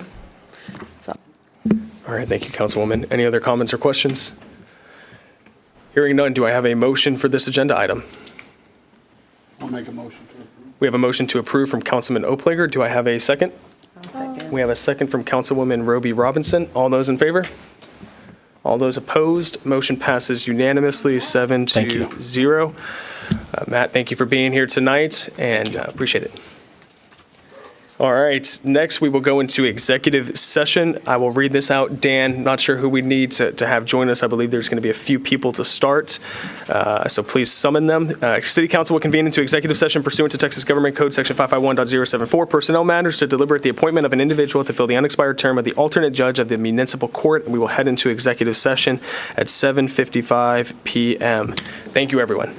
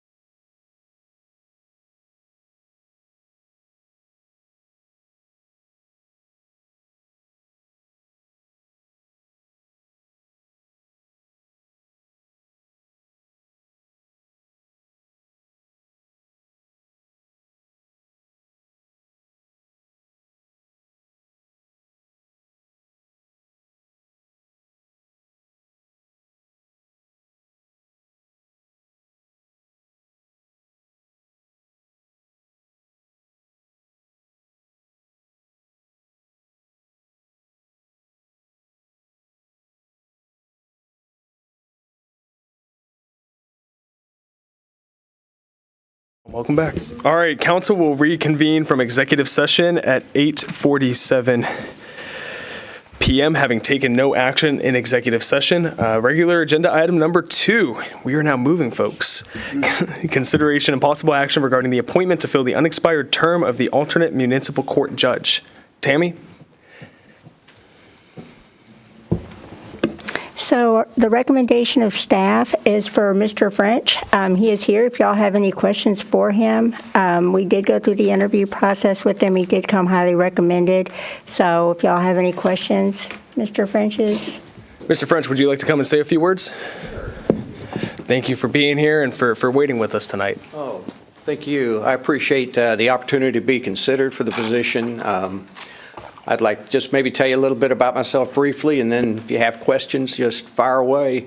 Bachelor of Science degree in criminal justice in the early 1980s at Sam Houston. I worked my way through there, working at the prison system. My first legal job was with the Gulf Coast Legal Foundation. Did that for about 3 years. Served 1 year as general counsel for the Texas Department of Criminal Justice, and I've practiced on my own for the past 25 years, mainly in the municipal and justice courts from Galveston to Conroe and Sealy to Baytown, about a 60-mile radius. So 90% of my practice has to do with handling cases in the type of cases that this city handles, Class C misdemeanors. And so if you'd like, ask me any questions and I'll do my best to answer. Thank you, Mr. French. Any comments or questions from council? Nope, hearing none. Council, I would like to make a motion that we appoint Mr. French to fill the unexpired term of the alternate municipal court judge, while also opening up a fourth alternate municipal court judge position to continue with the interview process and hiring and filling that fourth position. Do I have a second? We have a second from Councilman Bonner. All those in favor? All those opposed, motion passes unanimously, 7-0.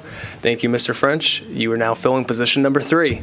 Thank you for your time. Appreciate your It's an honor service. to be considered for this. Thank you very much. Absolutely, thank you. And Megan, we're going to get you a fourth position to get you some more help there, so we're excited for that.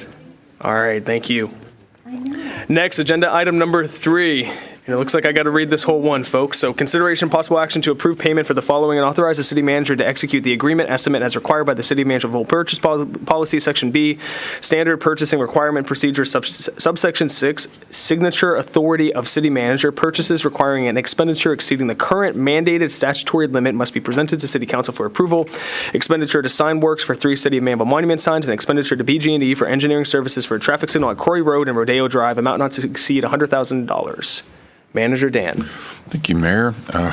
This is a very exciting thing to have in front of you. So as you will maybe possibly recall, at last budget year, we identified the need. Obviously, the need that has been there for a long time to have monument signs as you come into Manvel. There was a wooden one on, I guess, the eastbound side of Highway 6 on the south side, and that one's pretty much destroyed now. So there's still not a really good city welcome to Manvel sign. So we've been working with TxDOT. If you're going to put a sign in the right of way, you have to get obviously TxDOT's approval. We started off with sort of delusions of grandeur. We had, I think, half a dozen signs. They're expensive. They're absolutely beautiful signs. If you remember Elaine Graham, she actually helped design these. And so Percy Ben, who's one of our engineers on staff, actually has many years previous with TxDOT, so he was able to help us get this across the finish line as far as the permits required. So the funds are set aside already in the HOT fund, correct?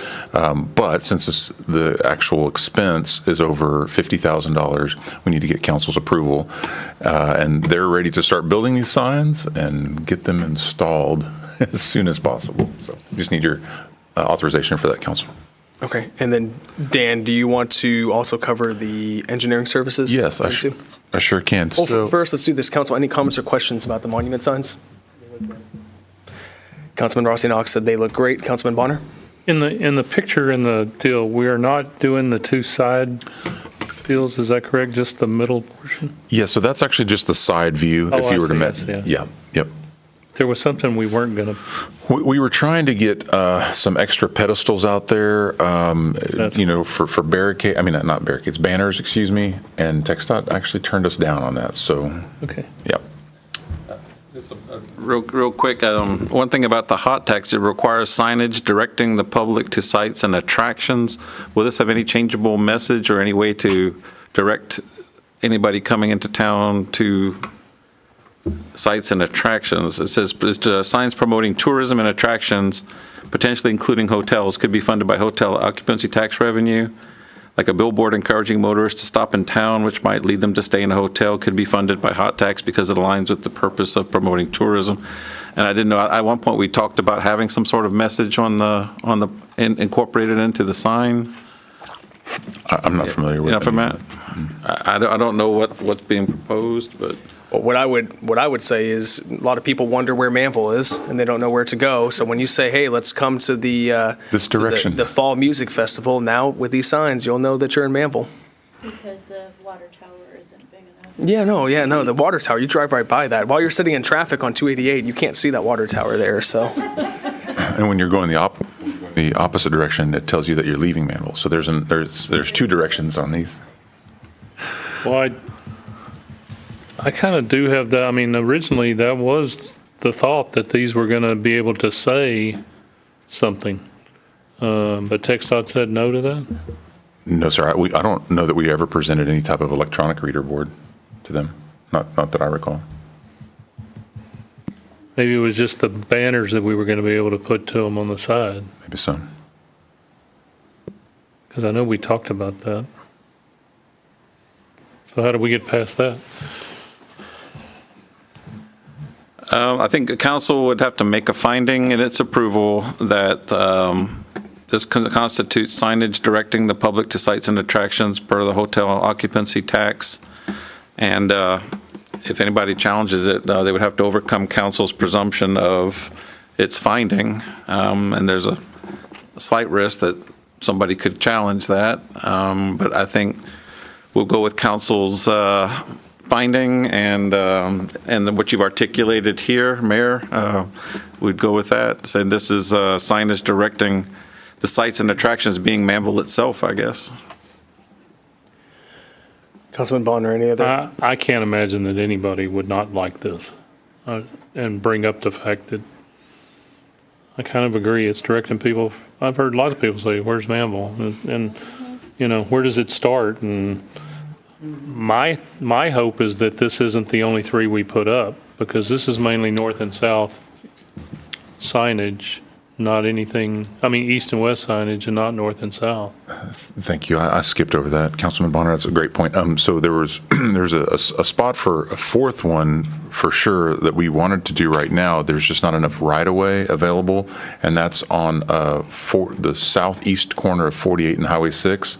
If you recall, we had a presentation probably a year ago about putting a Tractor Supply and a racetrack on that corner. So we've talked to the Weitzman Group that, hey, whenever y'all finally develop that, we'd like, whether it's on your private property, and if it's on their property, then obviously we don't have to get TxDOT approval. But anyway, so we've already kind of planned for that one. Mayor and I talked about even ordering that one at this time, but I don't know when that's going to happen. That would give us two signs coming from the west. Yes, sir. Is that confusing?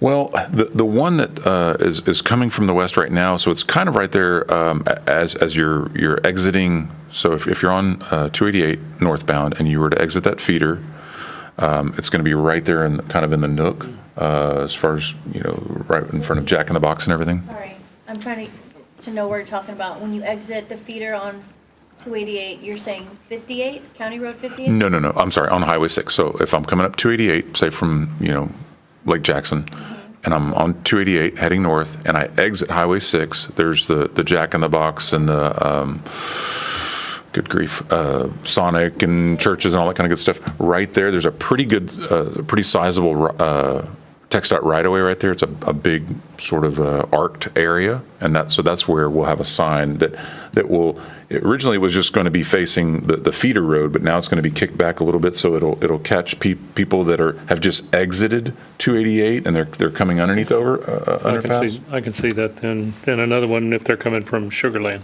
Exactly. Back up at 48. Yes, sir.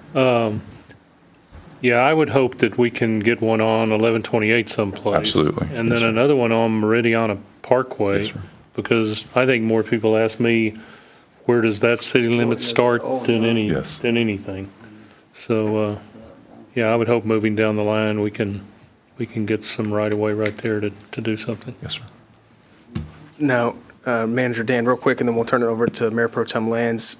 This top arch part, I mean, could it not be where in the future, if we wanted to advertise an event, that gives us a stand that we could attach a big poster to and you anchor it to the top there?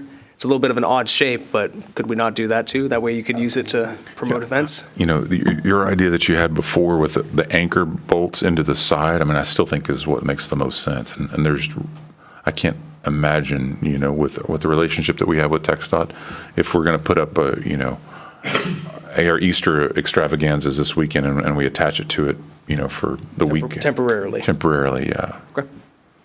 Mayor Pro Tem, any comments or questions? I like the sign overall. The symbol, the emblem on top, Manvel City on the Rise, I think we're kind of being redundant saying Manvel City on the Rise below it personally, and I don't tar and feather me, but I thought we talked here a while back about maybe trying to wean away a little bit from the City on the Rise statement and moving on to something else, but maybe I'm on my own on that one, I don't know, but You know, anyhow, I think it's a little redundant having it on there twice, City on the Rise, but that may be a spot to put something under, like you said, a little saying or something under it. Where you seen it twice? Up there. it's on page 1. Yep. Oh, yours is. Yep. It does. It no longer says City on the Rise at the Mine bottom. says City on the Rise. Yep. Look at the blown up version. That's the right one, where it says founded 1857. Welcome to. Okay, that's fine. Yeah, because Yes, sir. the upper one This has City sign- on the Rise. Yep. This sign could always be changed at some point. It's a metal or some type of composited. Right. on there. Because of, you know, what the success we had with the logo on the water tower, that's why we adopted the founded 1857 as well. And then you're exactly right. If the logo changes, then that's a separate piece up there at the top, just like that right there. So that's why it was done exactly like that. So I apologize. Page 1 that's a really old example. It's still just in the mix. I like the founded 1857 on there. Yes, sir. That's the way to The look. fact that it's night viewed also. Yes, sir. Just that part. Yeah. Does that answer your question, Councilman Lance? Yes, it does. So Dan, that very much. Manvel City on the Rise logo that's up there, that can be removed. That's just anchored in, so that can come on. If we wanted to buy something else to promote an event in the future, then we That's could just buy it, it'd be metal, screw it on, and then that's a way to promote it there too. There you go. That way we can use hot tax for it. Perfect. Any other comments or questions from Councilwoman Sarmiento? Yeah, I agree with that. I'm not crazy about that. What do we call that? Our logo? It says crest. Our crest? Our motto? The seal, the city seal. I mean, yeah, I'd like to see what it looks like without it, or like something. I know that if we worked with Alyssa, her creativity is like, give her the Pandora's box and she'll come up with like monthly ones or something. But anyway, that's just my opinion on it. Not that everyone cares about it, but I'm interested to see what it would look like without it.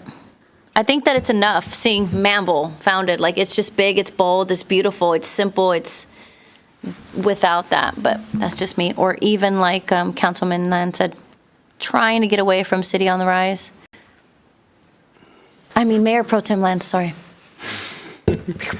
Okay. Let's go Councilman Bonner first, and then we'll go. I just disagree. I mean, right now, we are the city on the rise right now. Now, 5 years from now, maybe we're past that, but right now, we're not. We're still rising. So I don't see why we want to get away so quick. I don't know. I don't remember if he was here for our workshops that we did. Was that before Councilman Bonner was here when we workshopped? That's why. Because we had a big workshop with council and staff where we came up with the mission vision and we really dug into the city on the rise and the feel behind it. And so that's where that's coming from, is that we kind of all had the same feeling of like, you know, we just weren't crazy about it anymore. So that's kind of why. Gets used a lot when it serves the purpose, I guess. All right, Councilwoman? I just wanted to understand, for clarification purposes, we're just voting on putting down the down payment and moving forward with the process, not necessarily like what goes above, right?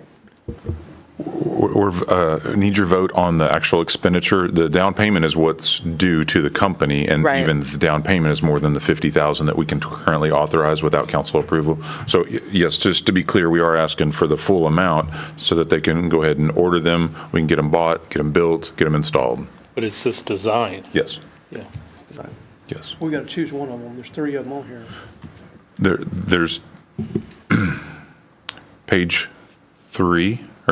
4, that's the front, the Welcome to Manvel, founded 1857. And then below that is Now Leaving Manvel, Come Again. So actually, page 6 is probably the best. That's what it'll look like right there. It shows you front and back.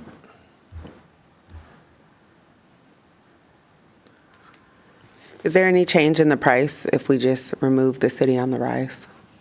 I would think so. I would think it'd be less.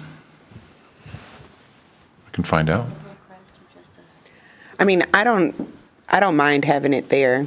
I actually like City on the Rise, but, you know, I'm just wondering if we vote to move forward, if, I don't know, in 5 years, we want to remove it, is it?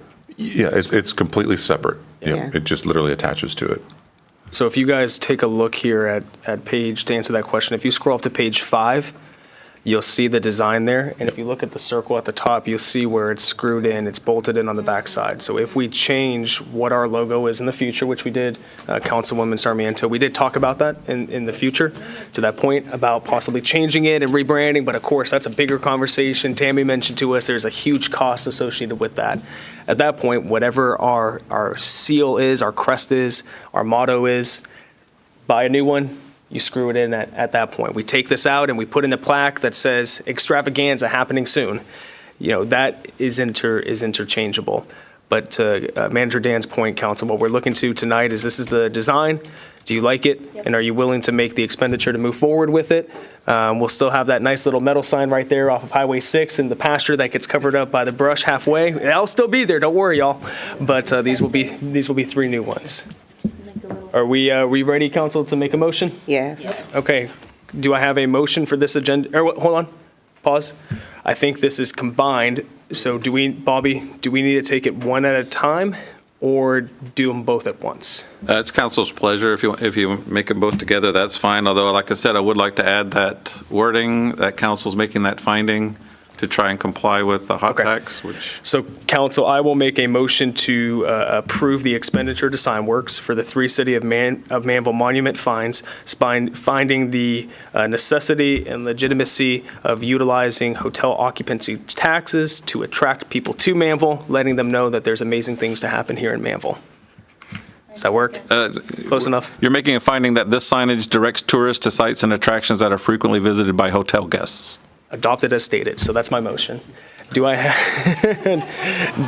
a second for that motion? We have a second for that motion from Councilwoman Sarmiento. All in favor? All opposed? That motion passes unanimously 7-0. Bobby, thank you for catching that. Dan, thank you to you. Percy, Elaine, please express our appreciation to Elaine. Let's try to get her back in town once one of these are up so she can take a photo next to it. Can I ask a follow-up question? Oh, yes, ma'am. How fast can we get these in? They did include that. I believe that's in the data sheet. Let's see. I didn't see it, but. again. Timeline of 3 to 4 months after approval. So 3 to 4 months, we can expect to have them. Yep, So hopefully it'll by be the in end of the time year. for our fest, so we can direct people to the fest. There you go. Okay, thank you. By Christmas time, at least, at the latest. Thank you, Councilwoman. Okay, Manager Dan, can you talk to us here about the traffic signal? What about the expenditure? Yep, that's going to be item number 2 here, is the engineering services for traffic signal. Dan's going to give us an overview, and then we'll discuss it. So in your agenda packet, and it was added late, so I don't know if you may not have seen it yet, but in this agenda item, regular agenda item number 3, and the attachments is phase 3, the very last PDF. It's also up on the screens here, but you might not be able to read it. Thank you, Blake, for putting that up there. What this is an update. Robbie was going to do this as part of his presentation, and it didn't make his final PowerPoint. But this is phase 3 as it looks right now. And if you recall, most recently, we had reached out and asked for council to sort of prioritize which things that. Harry's shaking his. That's Did we get something wrong? Okay, continue on. Okay. We'll go to Councilman. I can't help its body language. Ask for council to prioritize which projects you'd like to see move forward. So right now, just with the top 5 sidewalk projects, top 3 traffic improvement projects, and then the other street extension projects, we've identified about 5, a little bit over $5 million worth of projects. Again, this comes from the certificate of obligation that was for $10 million when we did the WRF. Phase 1 is still estimated about 1.7. If you notice at the very bottom of that, I've got a little tally there. So phase 1 is still estimated to be about 1.7. So is phase 2, which leaves us with 6.6. So even if we were to do all 15 of these projects for a total of 5.4, that's still going to leave us potentially with a little bit more, about 1.2. I'm hesitant to earmark those for anything just yet, because phase 2, is like Robbie said earlier, is yet to actually start. So I'd like to keep some buffer there just in case. Anyway, this is a quick update on phase 3. The moral to the story for tonight, and if it's too presumptuous, then we don't have to do it. But I went ahead and got a proposal to do the engineering for the traffic signal at Croy Road and Rodeo Drive. What that would take, the first part of that is a warrant study to make sure that it is actually warranted.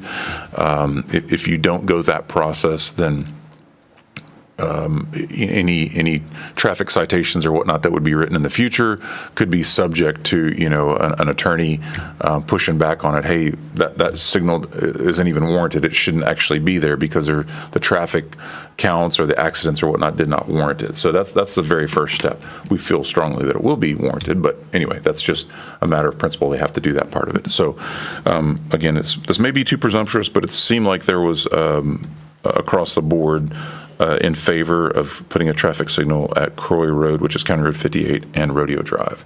So if you would like to move forward to that, I've got a proposal from an engineering firm that can move forward with a design. They've got an estimated cost of the construction. That part we would, of course, have to bid out because that would be a construction project. But this is just the first step.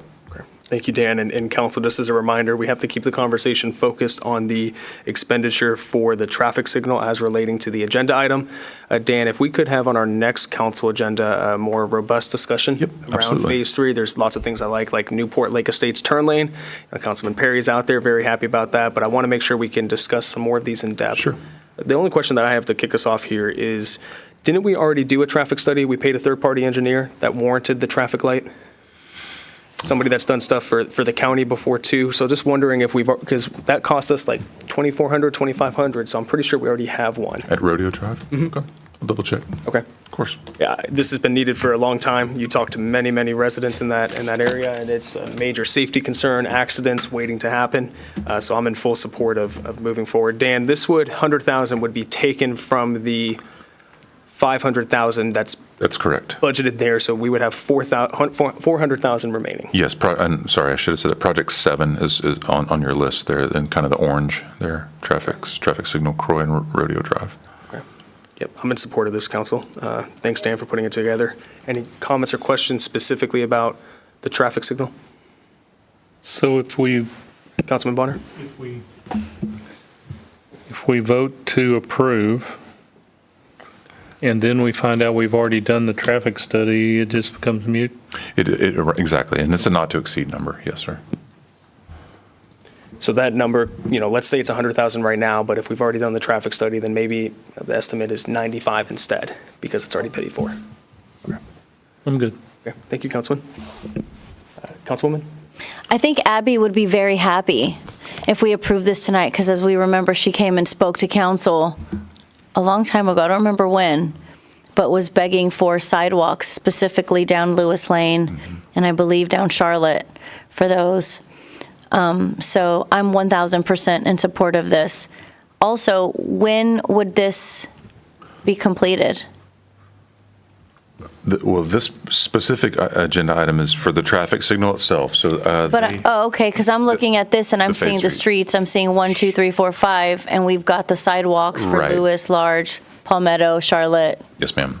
Yep. So that was just to kind of show you where we're at. I'm sorry if I confused the issue there. I was trying to kind Totally. of show you where we're at in the overall scheme Confused. of the different projects, because there were a lot of projects that were kind of thrown at it. I remember even Kirby right away. Yeah.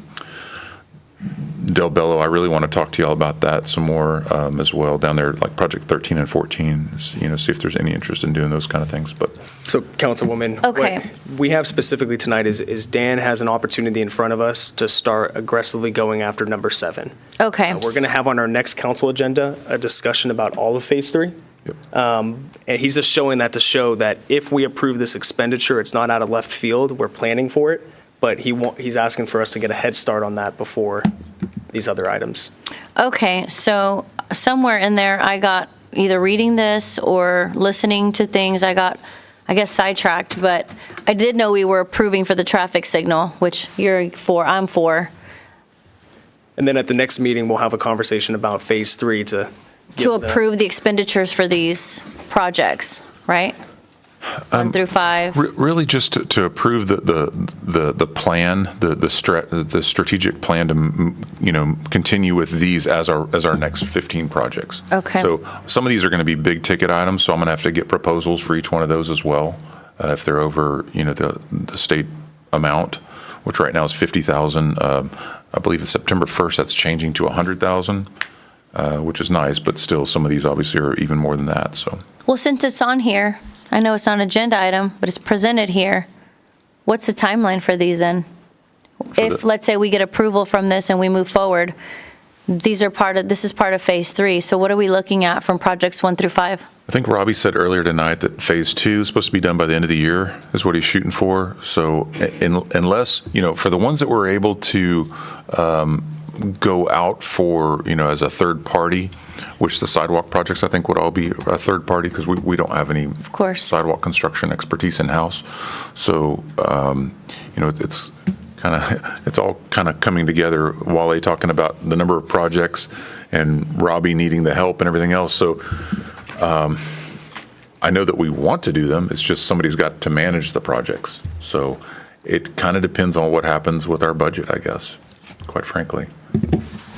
So what you're saying is indirectly, we need to approve the budget so we can add all these expenditures in there. Yes, ma'am. The one good thing is the dollars for these projects we have the dollars to do these as part of the 10 million. So that's step one, because we didn't have that in the old days. We never had dollars at all. So now it's just the amount of, just the time and the effort to actually do them.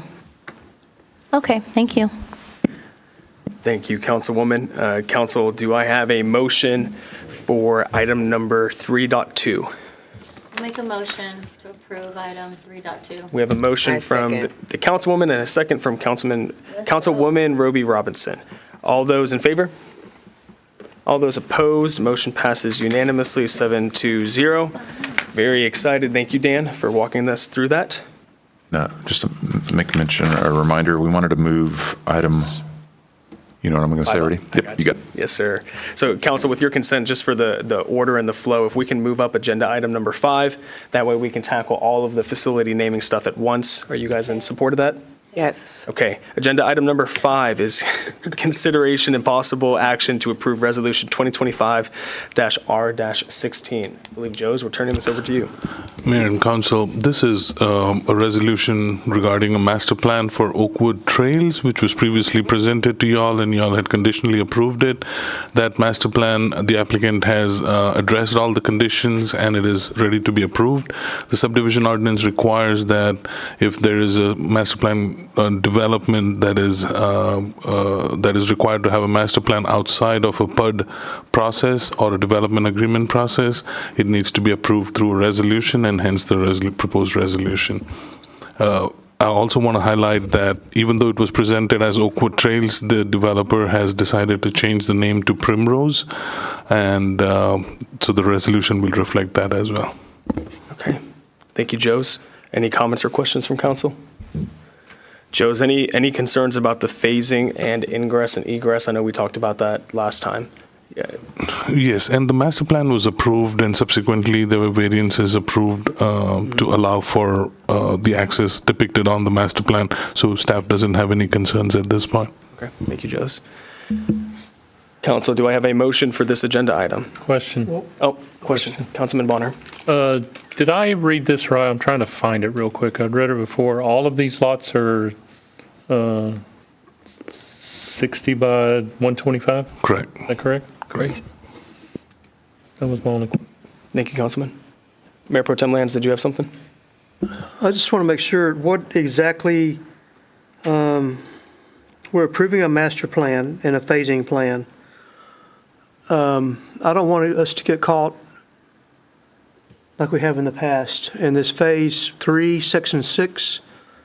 I don't want to see where we're stuck, them not doing phase 3, section 6 until they're going to say, okay, we're going to wait until the rest of the roadway is ready to put in before we do ours. I mean, let's be careful on that we're not getting painted in the corner on that. I mean, do you understand what I'm saying? Mm-hmm. And we do have subdivision ordinance requirements that would address those concerns. That when they plat the project, they'll have to dedicate the right of way and the construction of the right of way prior to developing the section, if that's the concern you're raising. Okay. Because in the past, Mayor Pro Tem, the developer for the situation that you're speaking to asked to basically get out of that and just do it later, and City Council at that point was in favor of it. So as long as we make the commitment to hold to our subdivision ordinance, we will be protected. Cool. Thank you. Mayor Pro Tem. Councilman Bonner? I'm trying to remember from planning and development was where I think this came up. That center section that's not part of this development, that's separately owned property, is that correct? That is correct. So we face the possibility that that road may never complete between Section 6 and the tie-in up here almost to the front entrance, right? Right now, unfortunately, I mean, because of the different ownership, we do not have any clear understanding on the timeline. However, one thing that we've heard is like the owner of this developer and the owner for that property, they are in talks because there is a existing right-of-way that needs to be abandoned before development on this property can happen. So there's been conversations happening between the two parties. We are not 100% sure what's going to come out of it. But that risk is always there, I believe. But we'll be doing our part to kind of bring stakeholders to the table to see how we can make sure we have that connection. Okay. Good to go, Councilman? Yes, sir. All right, thank you. Could turn into an imminent. All right, any other questions or comments? Hearing none, do I have a motion for this agenda item? We have a motion to approve from Councilman Bonner. We have a second from Mayor Pro Tem Lands. All those in favor? All those opposed? Motion passes unanimously, 7-0. Joe's, thank you for that overview. Now we have agenda item number 4, moving back up one, discussion on the facility naming recommendations as submitted by the Facility Naming Committee. I believe, Alyssa, you will be presenting this item to us, yes, if you want to come forward. I think this is like a first time for you, Alyssa. We're making history here. And then after Alyssa's done presenting, I want to turn it over to Councilman Oplager, who served on the committee. Let him speak to it a little bit. And then Mayor Pro Tem Lance, I know, has something queued up next. So, Miss Alyssa, what do you have for us tonight? Hello, I'm Alyssa. In case anyone hasn't met me here, I don't think Carmen or Garrett have. Okay. So Harry is on the committee. Mary Ann Atkinson, she's the PD&Z commission member. And then we have Derek Dalmelin. He's a local business owner. And then we have Carrie Perrin with the chamber.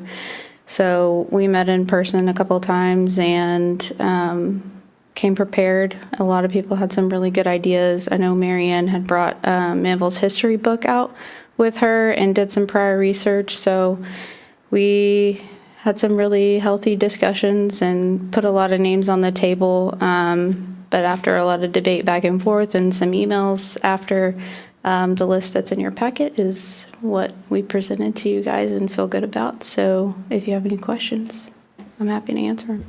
All right. Thank you, Alyssa. Harry, turn it over to you. So, thank you.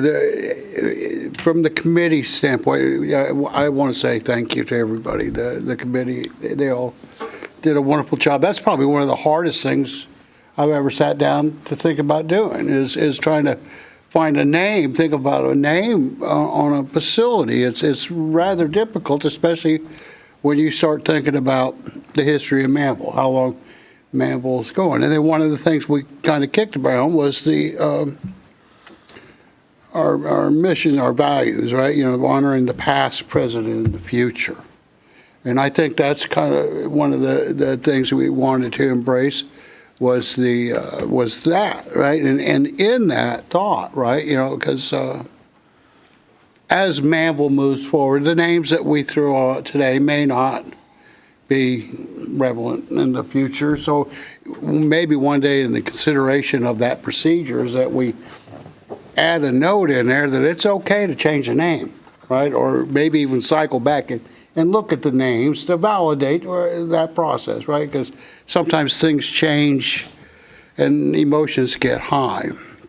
But one of the things that we talked about, and I want to kind of go there right now, is indeed the police station. And we had a lot of talk about that. And if I've gotten this wrong, I truly apologize. But I thought for sure, I heard that Chief didn't want his name associated. Chief, you didn't want to be considered. But we felt strongly. No, but where that came from. No. Well, can I qualify that? Yeah. That wasn't, the recommendation from the Facility Naming Committee was to name the police station after C.L. McDaniel, the city's first police chief, and the reflection pond after Keith Traylor. True. Right, but I'm going back a step Prior to that? Yeah, so what we talked about was naming the facility after Chief Traylor. But the committee was under the impression that Chief Traylor didn't want to be considered for that name. But I still feel like the chief is the right person to have on there. But we came up with the first McDonald, because he was the first police captain or chief. But again, I think, when you look at Manvel and all the work that the chief's done for that facility, right? I still think I would like to, because the committee made the recommendation, council has the overall authority to talk about this and make and accept or change that recommendation. So that's on the police one, and then of course, the other ones, we had a lot of great discussion. There's a lot of great folks that would fit in this. And again, each of you have the right to suggest or change or anything, but this is what the committee came up with. But if there was a possible change, I would certainly like the council to consider, at least open the discussion to name the station after the chief. Well, thank you, Councilman Oplager. Thank you for that overview. And Mayor Pro Tem Lands, we'll turn it over to you as I think you have an idea for this. Okay, well, I would like to echo Councilman Oplinger's comments. I definitely feel that the new police station should be named after our current chief. He's been with us a long time, and he's built our police force to what it is now. He's oversaw this project from the get-go, and he's carried it through the fruition of it with his kid gloves. And I truly honor our police chief. And I understand the connection with Mr. McDaniel. So I possibly the older police station, even though it's going to be I think the firehouse office. Maybe we can use his name on the older police station, but And just as a side note on that, actually, when he was appointed, I'm sorry, can you speak? When he was appointed to be the chief of police, the Manvel's first chief of police, before that he was the city's fire marshal. So if you did go that route, it would be fitting. He was the fire marshal. Yeah. Okay, well, but I would strongly encourage the name to change to the Keith Traylor Criminal Justice Building. Thank you, Mayor Pro Tem. I'll kind of weigh in here. Tammy, just a question for the different names that we're going to adopt tonight. My understanding is in the future, we'll have, like we did for Acre Lake and Dolores Martin Park, if any family can be here or the person themselves, if they're still living, we'll do a formal presentation at that point once a plaque is ready for them. Correct. Now, if you do the police department, though, you definitely, because their ribbon cutting would be before we're able to have that. So I definitely wouldn't put that off for the sake, but yes, we'll re-recognize it later. Absolutely. Well, I want to say thank you, Alyssa, Harry, for the work that you guys did on the committee, the other committee members. This was our first time doing something like this, and so you learned throughout the process, but the process worked, and you guys came up with some great names. Melody, thank you for staying here tonight. Karen, the Karen Kinlaw Public Works Facility is perfect. When we look at Heritage Park, finally having a name for it, I love that, and some of these names, like the Leonard Uzi Dog Park. Tammy, I think you told me that was the first vet that the city had. He would make house visits and was just incredible. Paul Kreitzer Jr. is the first mayor for the city of Manvel. Ruth Dietz, I love that. Looking through here, the Booth Water Tower, I can think of no better name for our first true monument sign than the Booth Water Tower, the founding family or the first settling family here in Manvel. Keeping it as the Manvel Water Reclamation Facility. I like that. I don't know if anybody wants to be named after a wastewater treatment plant. So I think that's a good, we had a name. We had a name. Let's not say what that name is. Right. We'll keep that with the committee. That's gonna die with the committee. But Councilman Oplager and Mayor Pro Tem Lance, I agree. When we get to agenda item number 10, I'd love to see us name it the Keith Traylor Criminal Justice Center with also direction to name the current police station as we convert it to the Fire Marshal's office after CL McDaniel. I think it would be a great honor for the chief and a testament to his work, and it would be the right thing to do there. So before we start working through the agenda items and we move off of this one, any additional comments and/or questions? Okay. Hearing none, we will thank you, Alyssa, for presenting it and for being here tonight, staying late.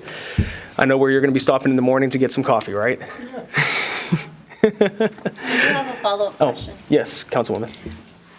So, Councilman Oplinger, are you saying that the committee just wrote off Chief Traylor because of their impression that he didn't want to be considered?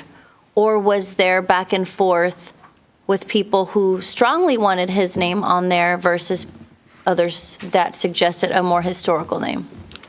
There was discussion, and And I could have swore I saw something that said he didn't want to be considered. And we all talked about it, and then it kind of said, oh, gee, now what? Okay. Right? So that's where we went back to the book and did some research. But the first thought was. So it was. Yeah, but again, if I misinterpreted what I read or heard, that burden is on me. Okay. Right? Because that's what I shared with I think I vaguely remember us joking here maybe, and then him saying, no, or maybe from that, but I don't remember anything formal of him saying, I do not want my name on the building. So, and from the get-go, I strongly know from our Police Officer Association that they've been in favor of it too. So I just wanted clarity on that it's not us going against the naming committee, because then what's the point of having a naming committee if we're just going to override it? And the committee and the committee was well aware, right? This is the thought, and we said we'll talk about it because this is something to talk about. So they are aware that council could have come. Oh, absolutely. Absolutely. You know, the committee, we sat down, we said, all these wonderful people of all of Manvel's history. There's a lot of folks around here. And you saw there's some other folks down there that got other names that were considered for different things. He said, wow. Right? But the initial thought when we started off at the police department, right, because, God, I'm going to date myself a little bit. I remember when the police department closed the doors and went home. We only had one or two, right? And then he took over and he built this department up. Yeah. Right, and that's he had a tall task here. We had little money, no staff, but we were trying to respect what I thought was a request. And again, if I got it wrong, it's my error. Great. So on that note, I think it would be interesting because to people who will come and move to Manvel and raise their families and their grandchildren here, these are just names, right? We drive through towns and we see these names and you either connect to them or you don't. I think it would be really interesting to have maybe a place on our website that has the history of those and of who those people are. So it's not just a name on a monument or a building that we have no connection to. We can actually read about them and see who they were and what their history is here. So that really that legacy goes beyond with the story and not just a name. I'd like that. Thank you. Well, Councilwoman, to that point, I think Councilman Rossi Knox has worked with Angela Vickerman and Brian Wilmer and others as a part of the Friends of the Library. They're very close to launching a website with all the interviews and the documents and everything that they've collected. So, Councilman, that might be something for you to run and to spearhead, working with Alyssa and Tammy to collect some of this history and make sure that it gets on that website, because that would be a great resource. Yeah, Brian's done a good job. He's bringing people in to the library, interviewing, and trying to record that history before it's lost. So, yeah. And to follow up, maybe like a little plaque or something by the building. Who knows? There's buildings to come, and even if names are not considered, I mean, there's buildings in the future that we can stick names on for sure. Or a QR code, because the future generations won't want to read. They'll want to say, "Chat, tell me what this QR code is," or something that's forward thinking as well, but preserving history. I would like to add, I'm in favor of Chief Traylor being on the building. I did the walkthrough with him with the new facility, and he has put so much energy and love into it. You can tell when he talks about it, he can walk through there and point to a random door and know exactly what's behind the door. That's this room, and I'm like, how do you do it? He loves this. He loves the city. He's put a lot of work into it, so I think it makes sense, honestly. Don't get me sleeping on the floor. Oh yeah. Get to find a good dinner. Thank you, Councilman, for those comments. Thank you, Councilwoman, for the question. So, Council, we will now move on to agenda item number 6. This is consideration and possible action to approve Resolution 2025-R-17, and this will be to name the park behind City Hall the Heritage Park, with the areas within named the Leonarduzzi Dog Park, the Ruth Dietz Pavilion, Paul Kreitzer Jr. Gazebo, and Josephine Malone Playground. Tammy, real quick, can you give us, because the Josephine Malone Playground was not a name I recognized. Real quick, can you give us the history of Josephine Malone? Ooh. Yes. I just wanted it to, for people that might not have read it, just for them to know. But she was, whenever Manvel had its own schools, she was very involved in something very important. Okay, so the kids were being housed out of a church, and they had a flood event that took the church out, so then they built the 3-little-room schoolhouse, and she was the teacher that was brought in.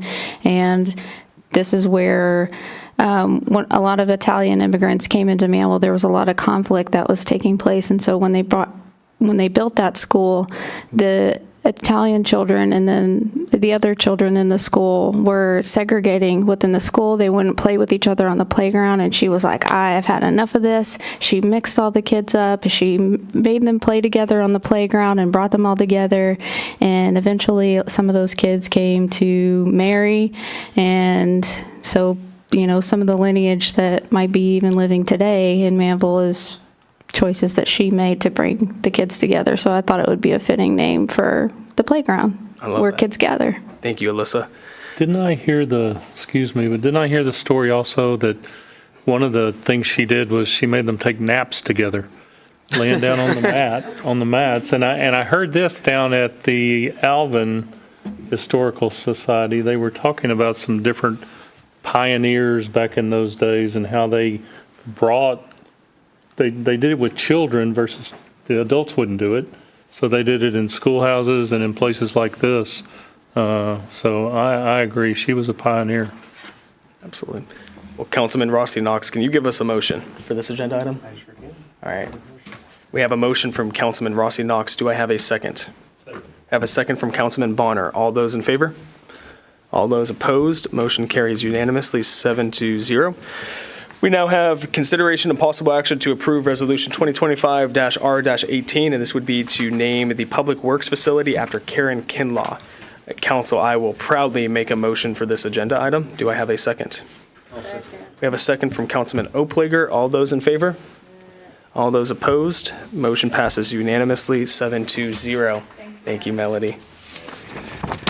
Agenda item number 8, this is consideration and possible action to approve Resolution 2025-R-19 to name the water tower the Booth Water Tower. Do I have a motion for this item? We have a motion from Mayor Pro Tem Lands. Do I have a second? Second. We have a second from Councilwoman Sarmiento. All those in favor? All those opposed? Motion passes unanimously 7-0. Consideration and possible action to approve Resolution 2025-R-20 to name the property in the exhibit as the Manvel Water Reclamation Facility. Do I have a motion for this agenda item? We have a motion from Councilwoman Sarmiento, a second from Councilman Rossi Knox. All those in favor? All those opposed? Motion passes unanimously 7-0. We now have consideration and possible action to approve Resolution 2025-R-21. The resolution in front of us is for the new police station to name it the C.L. McDaniel Police Station. Councilman Lands, would you like to make an amending motion for this item? Yes, I'd like to amend the motion where it will be named Keith Trader Criminal Police Station. Criminal Justice Center. But, just, okay. The Criminal I had it Justice. right the first time. You were, yes, sir. Criminal Justice Center. So it's the Yes. Keith Traylor Criminal Justice Center. Councilman Oplager, can you give us a second on that? I would love to second that. All right, we have a second from Councilman Oplager. And before we take a vote, one quick let's amend it first. So this is a motion to amend. All those in favor? Motion to amend passes unanimously 7-0. So now we have the resolution that will be in front of us. A quick question on the resolution. Do we have to change the address for the resolution? When I put in the address, it pulls up the existing police station, not the new police station in the resolution. What is the address for the new police station? Current address is 6605 North Masters. Okay. So council, I would also like to amend the resolution to have it reflect 6605 Masters instead of 6615 Masters. Do I have a second for that? Second. We have a second from Councilwoman Sarmiento. All those in favor? All those opposed? Motion passes unanimously 7-0. So now we will make, not yet, we got one more motion. Now we will make the main motion on the agenda, and I'll proudly make a main motion to approve Resolution 2025-R-21 as amended twice. Do I have a second? Second. We had a second from Councilman Bonner. All those in favor? All those opposed? Motion passes unanimously 7-0. Congratulations, Chief. Thank you. It's a true honor. Absolutely. We're proud of you. We're proud of you. And then staff, if we can just have some direction to have a resolution in front of us to name the existing facility after C.L. McDaniel, that would be amazing. Council, if you guys are in support of that. Okay, awesome. All right, agenda item number 11. We'll touch on this one briefly. Council, I'll introduce this one. Consideration of possible action to direct staff on a policy for the appointment of the mayor pro tem. At our last council meeting, we did discuss how it would be beneficial to establish a formal policy for appointing the mayor pro tem. We've had an informal process that's really based on the mayor's preference. You'll see two different examples in here. One is how we do it, which is the appointment by a rotational order. So you'll see that on the second page. The first page is what I have seen some other cities do, which is appointment based on seniority. Before staff actually drafted up a formal policy for us to adopt, we wanted to give council just an opportunity to weigh in to see if you liked the example policy, which would codify how we currently do it, if you wanted to go with how other cities do it, or you wanted to see a different option altogether. Open for comments, suggestions, and/or opinions. To talk through it briefly while you guys take a look at it, the rotational order is how we have it established now, where we started with position 6, works all the way through. A council member must have served for 1 full year prior to being eligible for the appointment of mayor pro tem. If a position declines to serve in that position, then it would move to the next one within that order. Calls out that if there's a runoff election, the appointment shall occur during the first regular meeting following the runoff election, and also that the mayor pro tem shall serve for a 1-year term or until the next appointment is made. I'll start. Councilwoman? Okay, so I had questions about this specifically because I had people approach me at networking events or community events asking me or calling me mayor pro tem, and then me having to address them and say, oh, I'm no longer that. And then the question, well, why? Or how is that appointed? Or how is this? And so I was confronted with, how do I answer this? The mayor basically is the one who says, hey, I'm going to suggest this person. And then we come out here and he offers, I suggest this person, and we all just kind of vote. And so that and other conversations where I was left talking to people saying, okay, and them asking me, okay, so is it a 1 year and you have to vote in someone else, or is it a 1 year and then you can do it for another year, but it has to be reappointed? So I didn't really know how to answer that. And so I emailed Dan, I think Dan, I asked you, I can't remember, it's been a while, but asking, hey, what is there a policy beyond, just what I know from you and from what I've heard from the previous council? It's my understanding that in years past, the mayor would just appoint someone and then council would vote on it, which in conversations where I was challenged, well, why does council have to vote on it if the mayor appoints it? So there's just a lot of sticky things. And I kind of felt like I'm mayor pro tem and I don't even know how to answer those questions when I was, because I'm no longer that. Just saying that. So that's kind of what I wanted to just say about that, is that that was my experience and why I questioned that.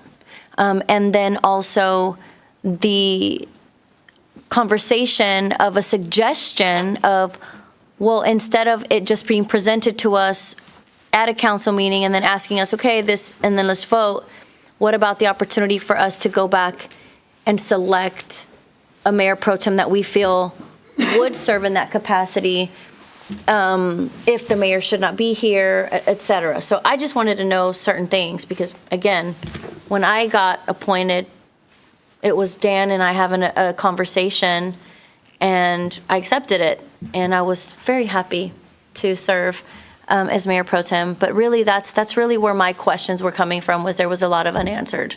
I didn't know how to answer it. So great questions there, Councilwoman. Yeah. I can speak to that, and then staff, if you guys want to weigh in. So prior to the city charter, it was just where the mayor got to select whoever they wanted, and it wasn't up to a vote of city council. It was, all right, I'm going to choose Councilman Oplager. Councilman Oplager's now mayor pro tem. You guys have to call Councilman Oplager, Mayor Pro Tem, and he would serve in my absence. Whenever the city charter was adopted, the charter calls out that the Mayor Pro Tem shall be appointed by a vote of City Council. It doesn't define the process for that. It leaves it at null and void. And the way that Mayor Davison operated underneath the city charter was she selected her person, and then it was always that person until that person no longer served. My policy was I want to spread the love. I want everybody to have an opportunity to serve in that capacity, which is why, because the charter's silent, it started with position 6, which was Jerome, went to you, and then not going to a first-year person, it went to an opportunity for Councilman Oplager, who declined, so then it went to Councilman Lands. I don't want the Mayor Pro Tem to ever be a popularity contest. I think I've seen other entities, I have seen other entities where it causes division in council over the appointment, whether it's a school board president or a Mayor Pro Tem. I don't want us to get to that point. And so establishing a policy around how is that position filled is where the heart desire came from within this. That way, my opinion would be everybody should have an opportunity to serve, an opportunity to lead a meeting, to sit in on the meetings that I regularly have with Manager Dan. Those things are important to me, that everybody has that opportunity if they so choose to participate within that. But that's open for discussion. If council wants to go a different route with the approach, by all means, we can do that. But establishing a policy, I think, is so key, because then it takes the emotions out of it, and it takes the popularity contest feeling out of it, which I don't think any of us want. So that's kind of how it came from this point. Tammy, Bobby, anything about the history of it that I might have missed? No, that was, so previous, before the charter, that's exactly what it was. Dolores just appointed. Sometimes it was, my goodness, the same person for year after year after year. When the charter got adopted, per the voters, they wanted that. It was an action item that had to be on each year after the election. Now, how you guys decide to do that is totally up to y'all, as long as it's on the agenda as an action item. Any other comments and or questions? Yeah, I have a question. I'm on. Okay, go ahead. Didn't the council still vote? Because there used to be a rush to vote. They used to sometimes, I thought that a general law. So, healthy dialogue here, guys, for transparency. So, when we talk about the Mayor Pro Tem role being a popularity contest, why do we think that would create division rather than, in my experience, us being such a united council? I think we've done a great job. But I do trust that if we were to be able to have a say on who council truly decides that year and say, you know what, so-and-so has done a good job, I think it should be up for that discussion as well. I do like you said, the policy of, hey, everybody gets an opportunity. However, what if the next person in line really isn't a representation? Because there's, we're going to have elections every year. So, and I haven't looked out that far along to see who or what's going to be up for it or not, or if it's an election year or not. I don't know that. What I'm saying is, what if in the future, right, we're no longer here and somebody just happens to be in that next rotational order, and that's not really a great person, a good fit to represent if the mayor is not here. It's just something to think about.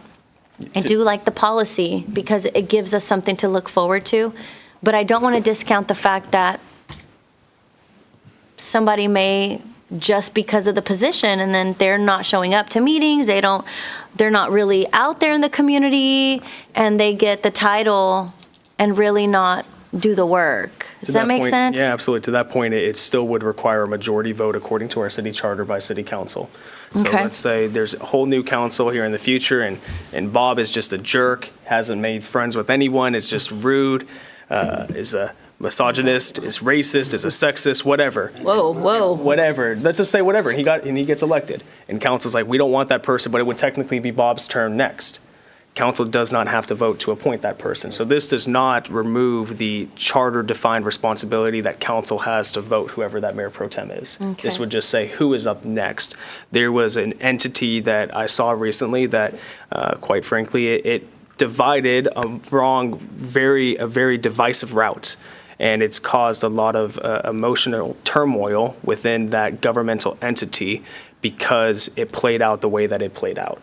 And so while we work very well together, we're not always going to be sitting in these seats, and making sure that we protect the integrity of the ability for council to work as a team, establishing a policy, make sure that we protect that for the future generations of Manvel who are going to have council members that are going to have to make this decision. Now, policy can always be changed, of course, but that's to your point. Yeah, so what we're saying is that this is a policy, or are we adding this in as an ordinance? Are we voting on this, or is this just discussing your method or your desire to see this? Right now, this is just a discussion Okay. to see what direction council would like to go. So that way, at the next meeting, potentially there could be a policy or ordinance to codify whatever the decision is for council about what the process is. Now, council could say that you want to leave it up to discussions at future meetings or go back to executive session, but just looking for some direction from council so staff knows what to actually draft. And we don't have to give any direction tonight. You guys could say, let's give us 2 more weeks and let's kind of think about this. We'll postpone this and bring this back, but really just to get the juices of conversation flowing. Yeah, I like it. I like having the discussion about it. I'm interested to see what my fellow council members have to say. We'll go Councilman Roby Robinson, Councilwoman Roby Robinson, and then Councilman Bonner. So the two processes here are either appointment based on seniority and then also just the rotational order, correct? So as someone who is in their first full year, I will say that the rotational order really does draw me more to the two options. I know in the eligibility, it says that, someone must have served at least 1 full year. And so when we had that discussion, it was a bit of a relief just because, getting acquainted with everything and just kind of understanding how everything works in general is already a lot. And so I do think that it's a lot for someone to come into the seat in their first year. And I know that the appointment based on seniority, even though it says it goes by the longest consecutive years, then it says under that anyone, including a first-year member, is eligible to serve as mayor pro tem. So I'm assuming. Kind of contradicts. Yeah, it does. I guess it. Unless everyone has to deny. Or everybody could get. Let's say that there's a. Everybody. What is it where they petition to withdraw elected officials?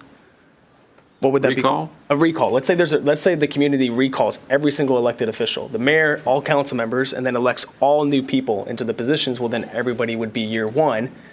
Well, you have to have a mayor pro tem. But if everybody in that scenario is year 1, according to that first policy, then no one could be appointed as mayor pro tem. So that's where that year 1 would come into play for that one. I don't know. That just sounds complicated to me.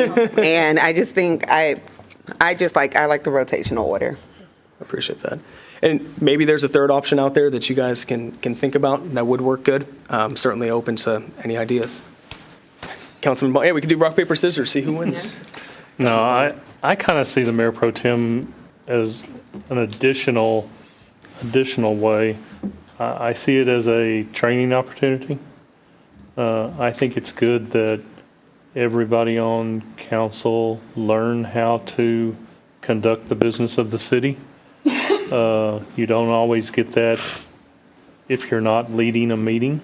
I think that's important to learn how to speak at a meeting, how to conduct one, how to maintain order, things like that. It projects a sense of security, I think, sometimes to the citizens that it's just not one person that runs the show. Everybody contributes and everybody can contribute. I've seen meetings in other cities to where that wasn't the case, and I always like to kind of do everything as a teaching moment. That's just me. I've grown up in my business doing that, so I take that as teaching. I like the way we're doing it currently, to where it moves from position. I think that tends to be the fairest way, maybe. I see it as less problematic in the election cycles the way they are, to where every year somebody's up for election, multiple people next year, or this coming up election cycle. So, the council always has an opportunity to change at least 2 people and sometimes 3. So that first scenario type setup, I can see lots of issues popping up there. I think all of us, if we sat down and talked at a meeting, would probably come up with the same decision every time. I can't see that anything would have changed this time if we'd all sat down. So I'd rather just keep it like it is and move forward. Like I say, we always have that opportunity, like you mentioned, to where if we just flat out disagree, the vote is here. That's what ultimately does it. But I think we have the opportunities to work together and move the city business forward and do exactly what we've been doing. I'm sorry, I was wrong. So, That's right. yes, so I went back to look, and Dolores would open the action item, make the recommendation of who it would be, and then say, Councilmember whatever, could I get a motion? And so the motion always was exactly what the conversation was by the mayor's recommendation. So it did end up getting voted on, but it was always after the discussion, and then the motion was exactly what the discussion was. Does that make sense? Council, any other comments or conversations about this item? Feedback? Mayor Pro Tem? I agree that the rotational one seems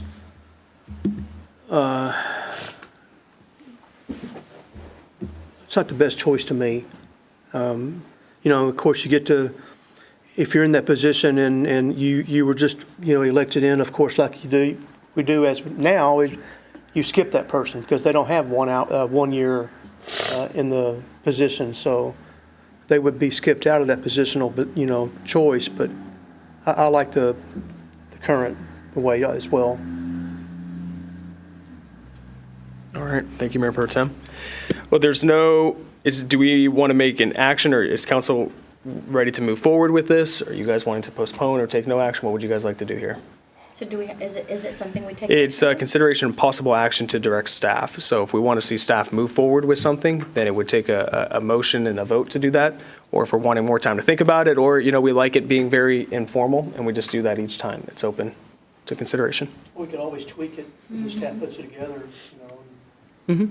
gives us time to look it over. So do we have a motion here, council? I'll make a motion. For which one? I guess for the, what we're going to call it, staggering. The rotational? Rotational Okay. order. All right, so we have a motion to direct staff on action of drafting a policy for the rotational approach. Do I have a second for that item? Okay. No, you're the mayor.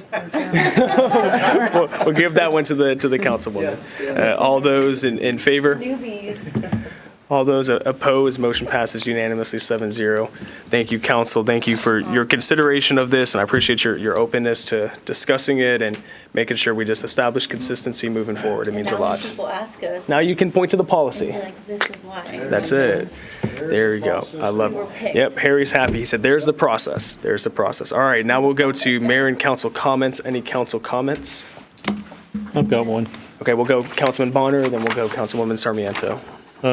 I'd like us all to, and I think we have, take a minute just to reflect on the tragedies that have happened in the Hill Country this past few days, and to let people know that there are several places in our surrounding community that starting Friday and Saturday are going to be collection points. Not necessarily are they asking for all monetary contributions. There's lists on social media where they're asking for certain items. They will accept gift cards to different places. Walmarts, if you've ever been to Kerrville, there's a Walmart there, there's a Lowe's there, there's H-E-B's there.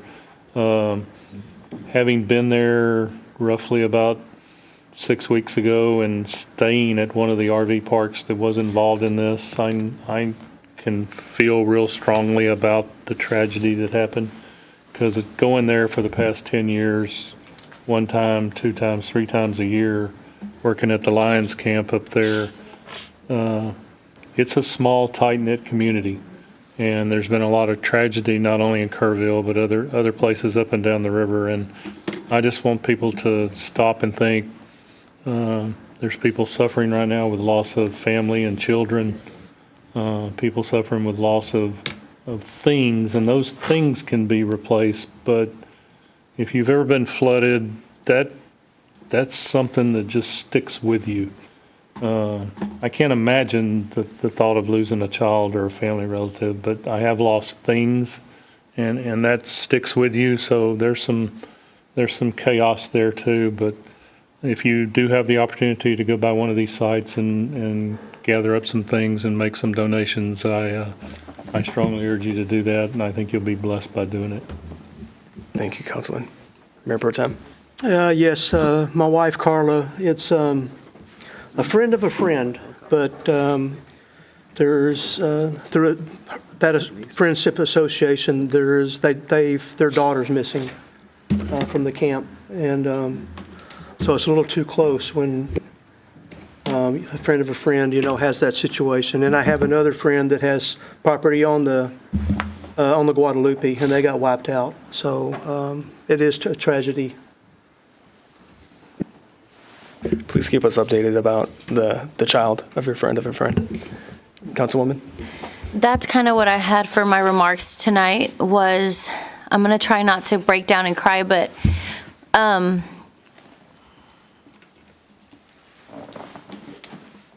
Abby goes to church camp every year. She's about to pack up and go to church camp. My older girls went to church camp.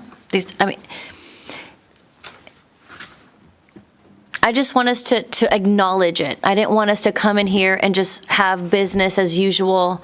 It almost made me sick to my stomach to watch so many people online just posting parties and all this, knowing that there's 27 families that may never find their baby girl again after dropping her off at church camp and just being washed away. That's all I really wanted, was for us to take a moment and just pray just pray. I know that people are now starting to say, where was God in all of this before it happened? And we don't know. None of us knows, but I do know that that's not his will. That's not his intention. And it's absolutely devastating. It's devastating. Being out of town this weekend, we got to go to the Cuyahoga and Ohio River, and it literally was making me sick to just look at the water because I just kept seeing the scenes. And that's all I really wanted, was for us to take the time to reflect and just acknowledge that this tragedy happened so close to home, so many families, and just that, and just ask that we do pray, even if it feels like pointless at this point. But there's still so many people that are alive that need to be rescued still, and there's just so much that we can't control. So just acknowledge it. That's it, really. I really don't have other words than that. Thank you, Councilwoman. I did reach out to the mayor of Kerrville, Mayor Joe, who said any help and support that we can provide, his community needs it, but most importantly, prayers. And so I would like to echo that. On a more appreciative comment, I do want to thank all of city staff for their work with Fourth Fest. We had a lot of community members there. We had a lot of city employees there. Saw many council members there. And Tammy, I know you were very involved and instrumental in that, Alyssa, and the entire team. And thank you guys for putting that on. It's a lot of work, a lot of effort behind the scenes, and it was very much appreciated by my family, who had a great time there. While processing the news of what was happening in Central Texas, also celebrating at the same time. So thank you guys for that, and look forward to doing it even bigger and better for the 250th birthday of America. And so You cannot wear that outfit. I'm going to wear the outfit. I'm going to add to it each year. This is going to become a thing. My overalls, my American flag overalls, y'all. This is going to become a thing. I'm going to add a hat. I'm going to add shoes. It's a challenge accepted, Councilman. Challenge. Wait till you see my Christmas outfit. I got it planned already.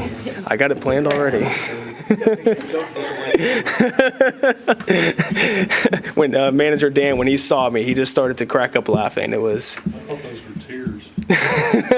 Maybe a little bit of both. All right, Council, any other remaining comments? Hearing none, do I have a motion to adjourn? I move we adjourn. We have a motion from Councilman Bonner, a second from Councilwoman Roby Robinson. All those in favor? All those opposed? Motion passes unanimously.